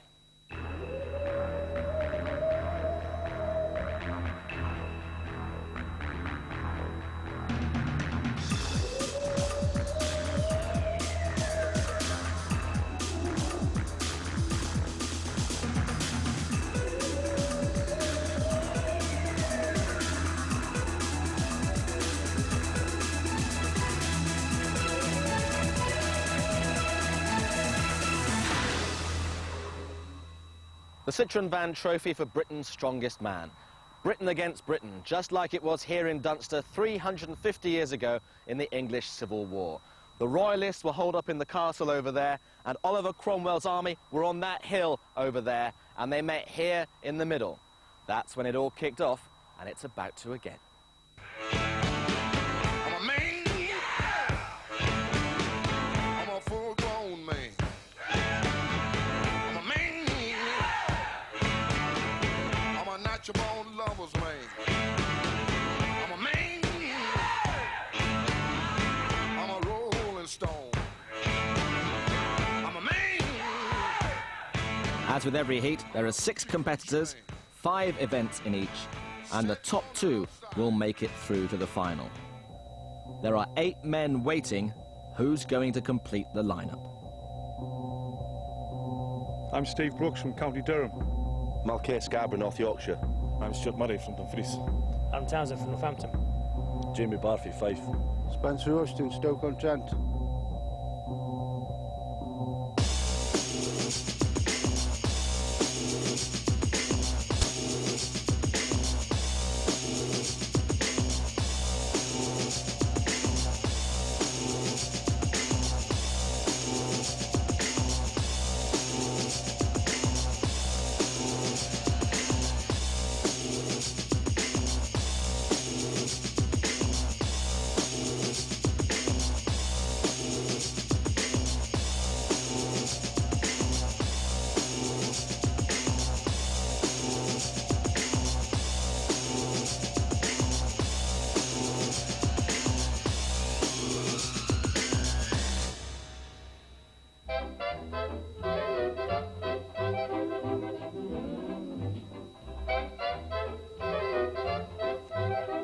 So here we are in Minehead, enjoying a brief guest appearance by the sun. It's a bit blustery too, and this is where this final heat gets underway, on the prom. Well, the first event is all about strength and speed, as you'll know if you've seen any of the previous heats. That 200-kilogram weight has to be carried between your legs, down the course, up and over these steps. Big steps too, down the other side, along the course further to 3 more steps and to be left in the middle here. Down the other side, and this is the real killer bit. Pick up 2 massive torpedo cylinders, 120 kilograms each, and take them 15 meters down the course as fast as you possibly can.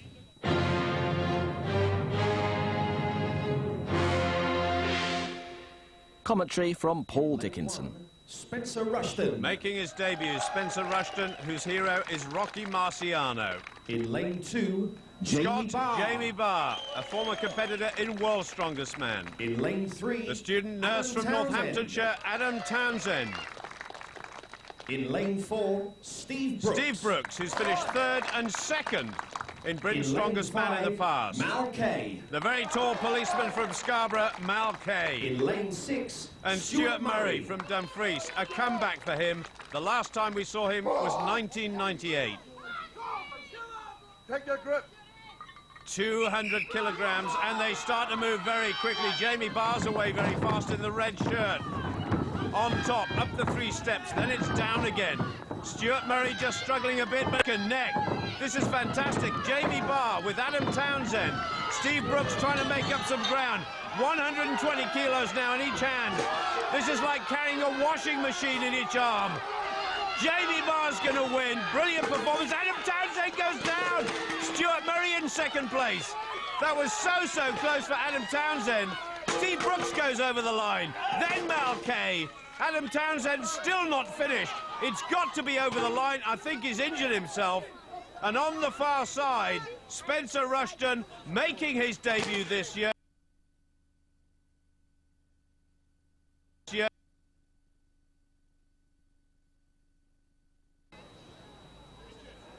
In a way, you probably have expected to win that, wouldn't you? Yeah, there was no mistakes like last year.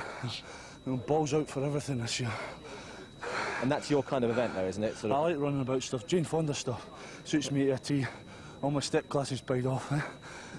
How much messing up last year has that acted as an extra spur this year? Oh, you wouldn't believe it, mate. I had to live that every day for the last year. It's done my head in. It's payback time, And that was a real race, wasn't it? It was very quick. I think everyone was much the same to the steps.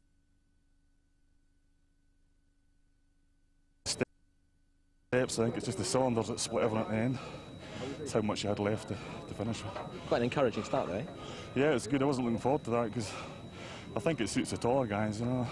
That was absolutely brilliant for Stuart. He was dreading out with the block and everything because he's quite short in height, so he was dreading getting up the steps. So absolutely delighted with it, yeah. I'm sure he will be as well, yeah. He was out all last year with injuries, so this is him coming back, so he'll be delighted with that. How do you view the prospects this year? One of the hardest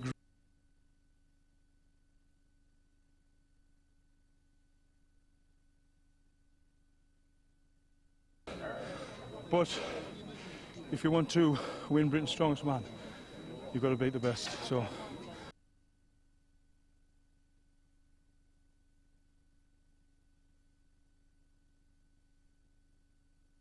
on so many occasions. I know.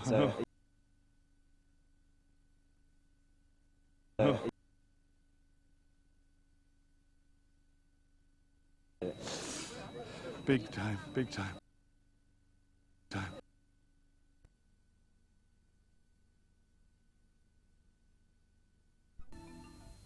William the Conqueror had it easy in 1066.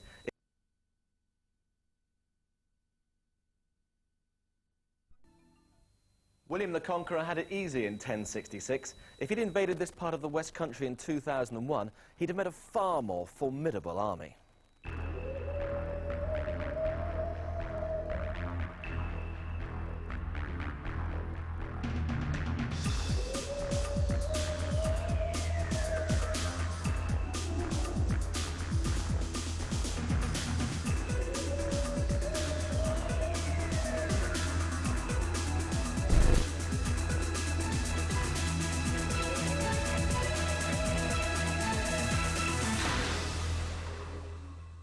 The Citroën Van Trophy for Britain's strongest man.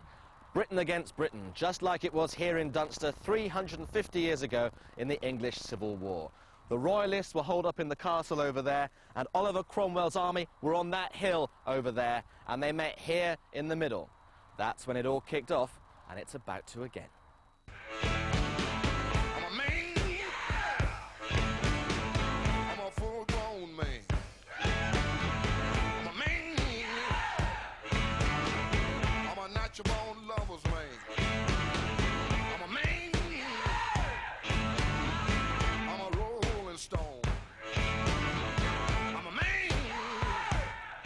As with every heat, there are 6 competitors, 5 events in each, and the top 2 will make it through to the final. There are 8 men waiting. Who's going to complete the lineup? I'm Steve Brooks from County Durham. Malkay Scarborough, North Yorkshire. I'm Stuart Murray from Dumfries. I'm Townsend from Northampton. Jamie Barfi, Fife. Spencer Austin, Stoke-on-Trent.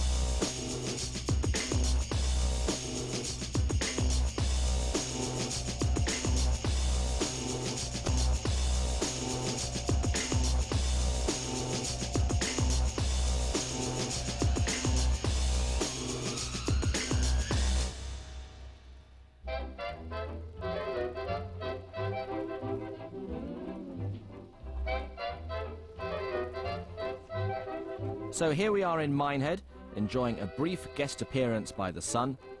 It's a bit blustery too, and this is where this final heat gets underway, on the prom.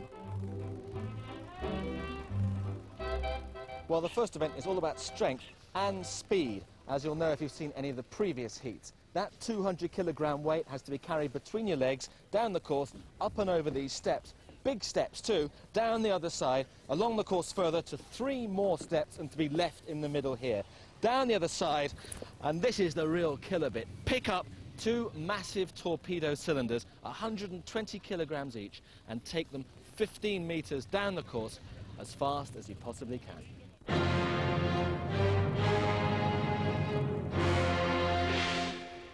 Commentary from Paul Dickinson. Spencer Rushton. Making his debut, Spencer Rushton, whose hero is Rocky Marciano. In lane 2, Jamie Barr, a former competitor in World's Strongest Man. In lane 3, the student nurse Adam from Townsend. Northamptonshire, Adam Townsend. In lane 4, Steve Brooks. Steve Brooks, who's finished 3rd and 2nd in Britain's In lane Strongest Man in the 5, past. Mal Kay. The very tall policeman from Scarborough, Mal Kay. In lane 6, And Stuart Murray from Dumfries. A comeback for him. The last time we saw him was 1998. Take your grip. 200 kilograms, and they start to move very quickly. Jamie Barr's away very fast in the red shirt. On top, up the 3 steps, then it's down again. Stuart Murray just struggling a bit, but it's neck and neck. This is fantastic. Jamie Barr with Adam Townsend. Steve Brooks trying to make up some ground. 120 kilos now in each hand. This is like carrying a washing machine in each arm. Jamie Barr's going to win. Brilliant performance. Adam Townsend goes down. Stuart Murray in 2nd place. That was so close for Adam Townsend. Steve Brooks goes over the line. Then Mal Kay. Adam Townsend still not finished. It's got to the line. I think he's injured himself. And on the far side, Spencer Rushton, making his debut this year, is all over the place. In a way, you'd probably have expected to win that, wouldn't you? Yeah, there was no mistakes like last year. Balls out for everything this year.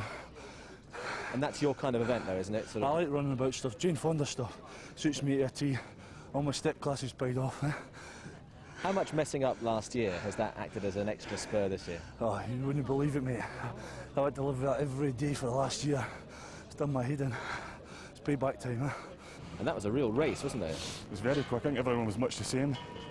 To the steps, I think it's just the cylinders that split everyone at the end. That's how much you had left to finish with. Quite an encouraging start, though. Yeah, it's good. I wasn't looking forward to that because I think it suits the taller guys, you know. That was absolutely brilliant for Stuart. He was dreading out with the block and everything because he's quite short in height, so he was dreading getting up the steps. So absolutely delighted with it, yeah. I'm sure he will be as well, yeah.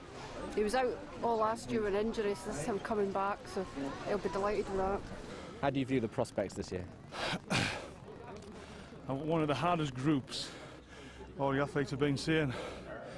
But if you want to win Britain's Strongest Man, you've got to beat the best. So I'm not complaining.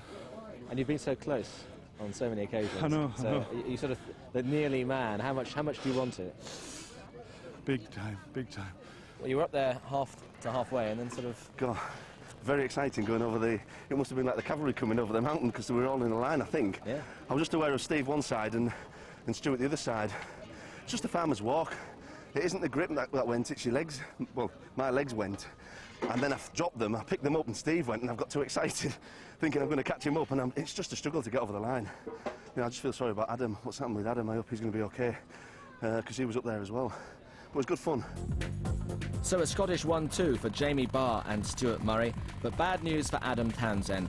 A painful injury to his hand and his competition is over.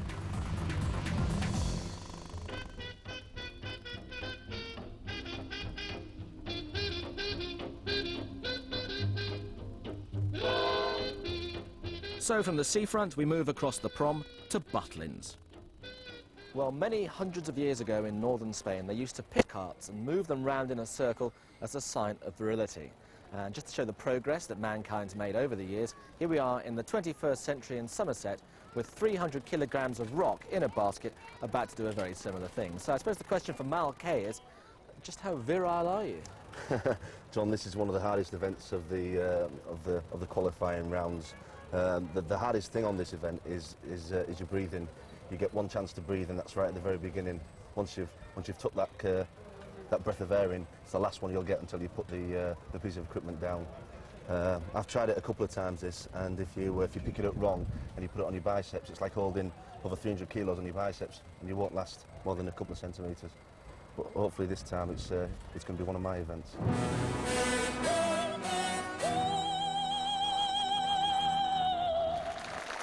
Well, we'll see if miracles can happen, and that's what Mal Kay said last year when he made the final. Can he do it again? Yes. Lift. Those 300 kilo. Oh, he's gone backwards. Now, what's going to happen here? He gets another chance to lift it, but he's moved even further back than when he started. He can't move that thing at all. Referee says just one more attempt. So Mal Kay in all sorts of trouble. That's a huge amount of weight to carry on your arms. He's going backwards again. He's finished. Desperately disappointing for Mal Kay.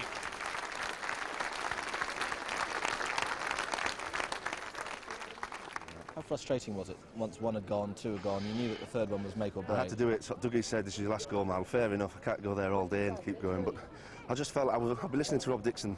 He's very good at this, and he's been saying you want to get your hips through straight away, but it's hard when it's so heavy, then you have to think about what you have to do, and it's just a learning game, but you've got to learn within 10 seconds of getting there, and it's just difficult. I'll be back. Spencer Rushton, and you heard what Mal Kay said. Rob Dixon did well in this event, over 16 metres. The longest we've seen so far, though, in this year's heats, Glenn Ross at 16.6 metres. A lot of tension around this arena. Spencer Rushton is away. It's much, much better. That's the way to do it. Approaching 10 metres. Getting lower. Getting lower. And so slow as well. I think it was scraping along the ground. Dougie Edmonds said put it down, but it is 8.6 metres. Rushton in the lead. Well, you certainly went slowly. Was that a good tactic? Yeah, went slowly, but just tried to get as far as I could. And if I rushed it, I'd be fall over. So, how hard was that? We've seen an awful lot of other people really struggling. It was very hard and very heavy. I hope it isn't that heavy again. Well, nobody struggled more than Steve Brooks. He managed to move it just a single metre. Stuart Murray just over 1.70 metre tall, but that 20-stone frame includes his arms, his biceps, which are about 21 inches around. He's a real muscle man. You ready? Lift. Away we go. Now then, Murray lying in second place behind Jamie Barr, so it's Scotland filling the first two places at the moment. Taking it very, very steady. Jeanette, his wife, urging him on. Head held high. It's down. It's 7.4 metres in second place behind Spencer Rushton, but a good performance nevertheless. Exhausted, but still got time to smile. This is obviously bloody hard, isn't it? It's a lot heavier as I thought it was going to be. It's getting the balance and having to breathe, you know. It's too heavy.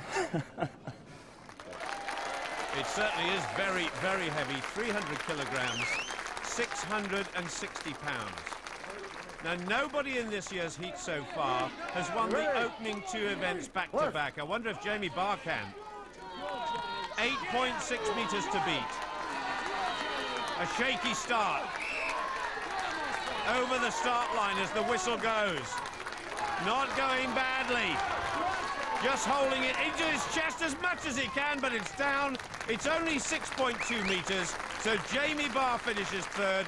What a win for Spencer Rushton. Jamie Barr disappointed. He'll be at the top of the leaderboard with Stuart Murray. Well, truth to tell, everybody found that a bit hard. Spencer Rushton, 8.6 metres, getting the 6 points almost by default. Looking at the overall table, Mal Kay, a finalist last year, and Steve Brooks, the overall runner-up, both struggling early on. Well, from outdoors at Butlins to indoors, into the Sky Dome for the deadlift hold. 1,200 kilogram vans to be lifted for as long as possible.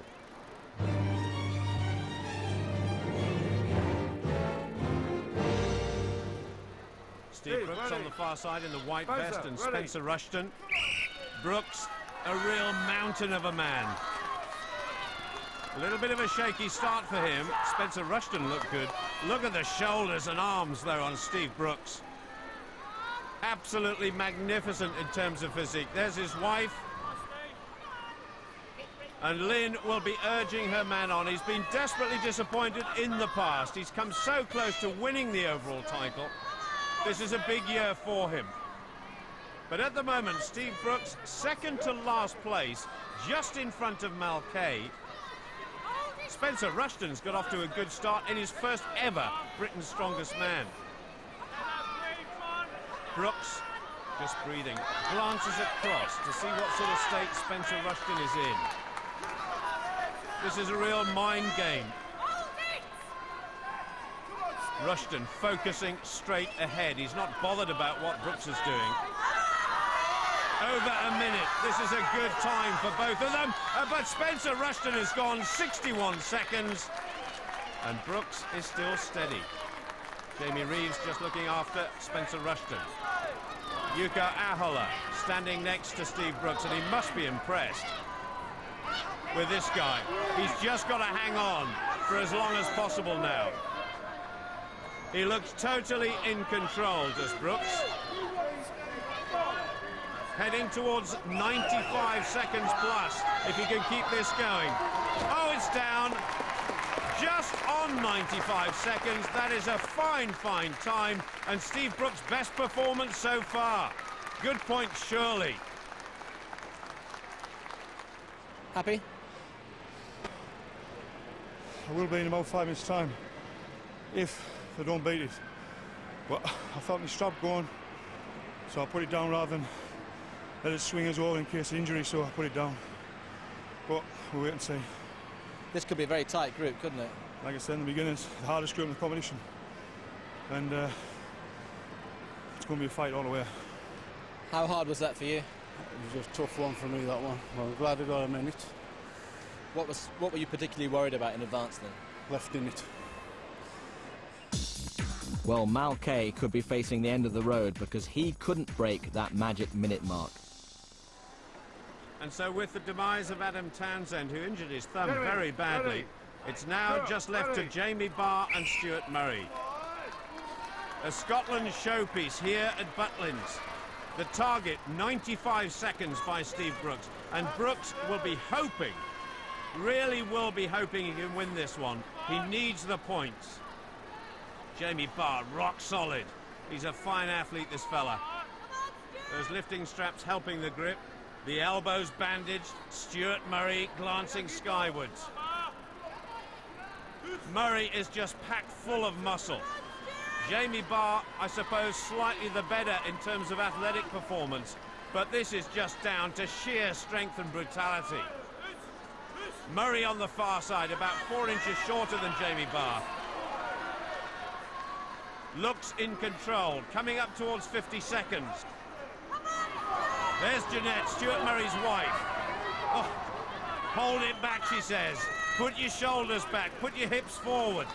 Jamie Barr hanging on for dear life as well. They're over a minute, chasing 95 seconds, trying to block out the pain. It almost looks as though their arms are being stretched here, but it's only because their shoulders are falling forward. Coming up to 80 seconds. Well, they're both destined for good points here, but can they beat Steve Brooks? Both of them would love a win. Jamie Barr, of course, won the first event. 90 seconds. It's going to be very, very close. Jamie Barr.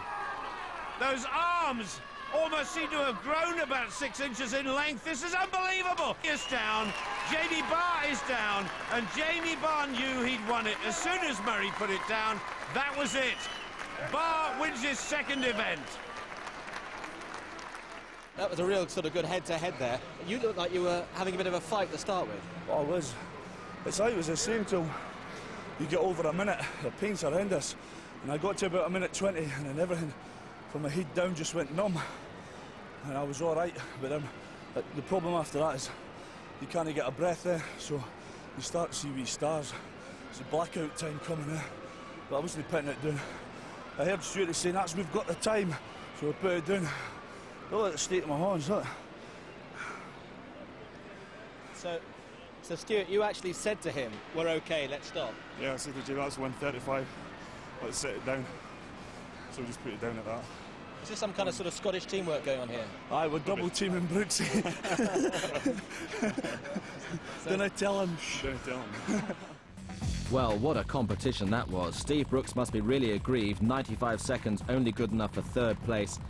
For Mal Kay, that's just about it now, 7 points only. And Steve Brooks is going to need something special if he's to qualify.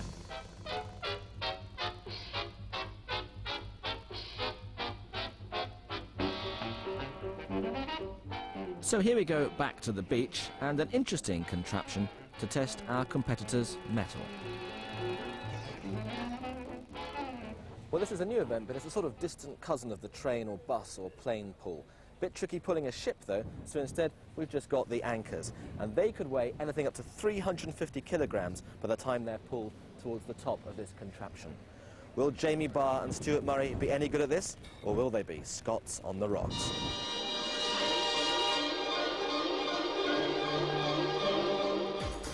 Well, Mal Kay, determined to go out with a bang, he pulled the anchor to the top in 13.9 seconds.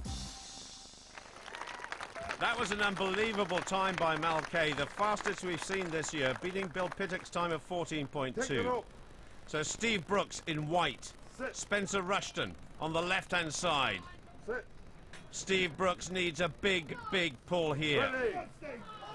He's tied up on 11 points with Spencer Rushton. Brooks is massive pull, and so is Rushton going well, but Brooks is already hoisting it as fast as he can. This is tremendous stuff from Brooks, almost at the top. Can he beat the time? Yes, he can. 13.4, unreal. And Spencer Rushton still going strong, over 20 seconds, but he's got a real chance here. That is it. 23.1, looks around, not quite sure whether he's finished, but what about Steve Brooks? Unbelievable. Well, Mal Kay set a very good time, so you had to really go some there, didn't you? Yeah. I don't know if I broke it, did I? Yes, you did. Right. Yeah, like I said, I'm going to arm over arm. It's only strong events. But there's another two good lads to come, so I'm not smiling yet. Did you set yourself a target for that or not? No, I just went in for it. I have to for the last two events. Go for the best. First, please.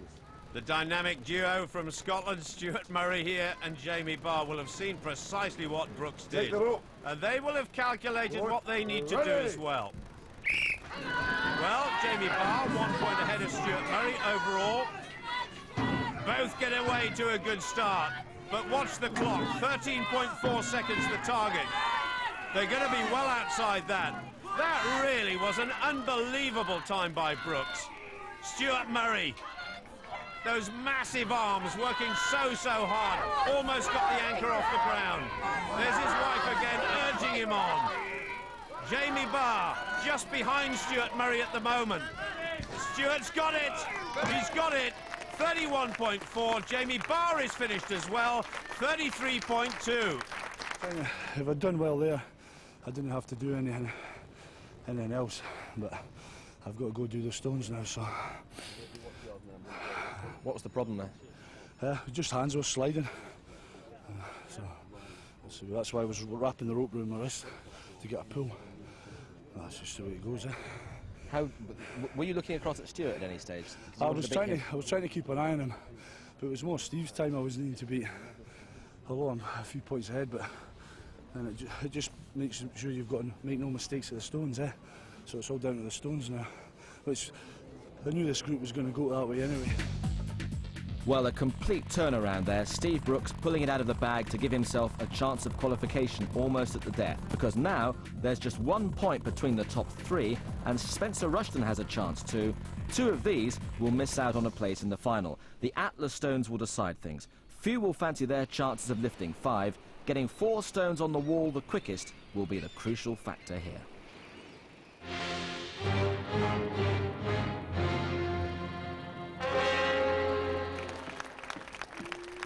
A chance now for Spencer Rushton to try an event he's never encountered before. This is going to be very, very hard. Steve Brooks behind him, stripped off, ready for action. And this event will make or break Steve Brooks in terms of trying to get through to the final. He's very strong, we know that. But just how fast is he? Oh, look at that, Spencer Rushton, and that shows inexperience. That was almost very, very painful. It's a very tall wall, over 6 feet on that part of it. He's almost trying to head it up. My goodness. But Brooks is away on number 3, but he's dropped that one. And Stuart Murray and Jamie Barr are very experienced in this competition. That will have cost him time. Murray and Barr will almost be rubbing their hands in glee at that when it dropped down.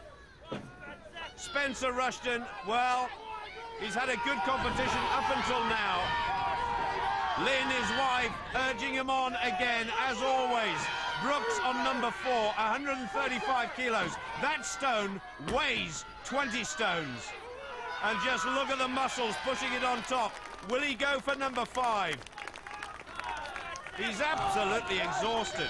Spencer Rushton, I fear, is finished. He's only got the 1 stone up.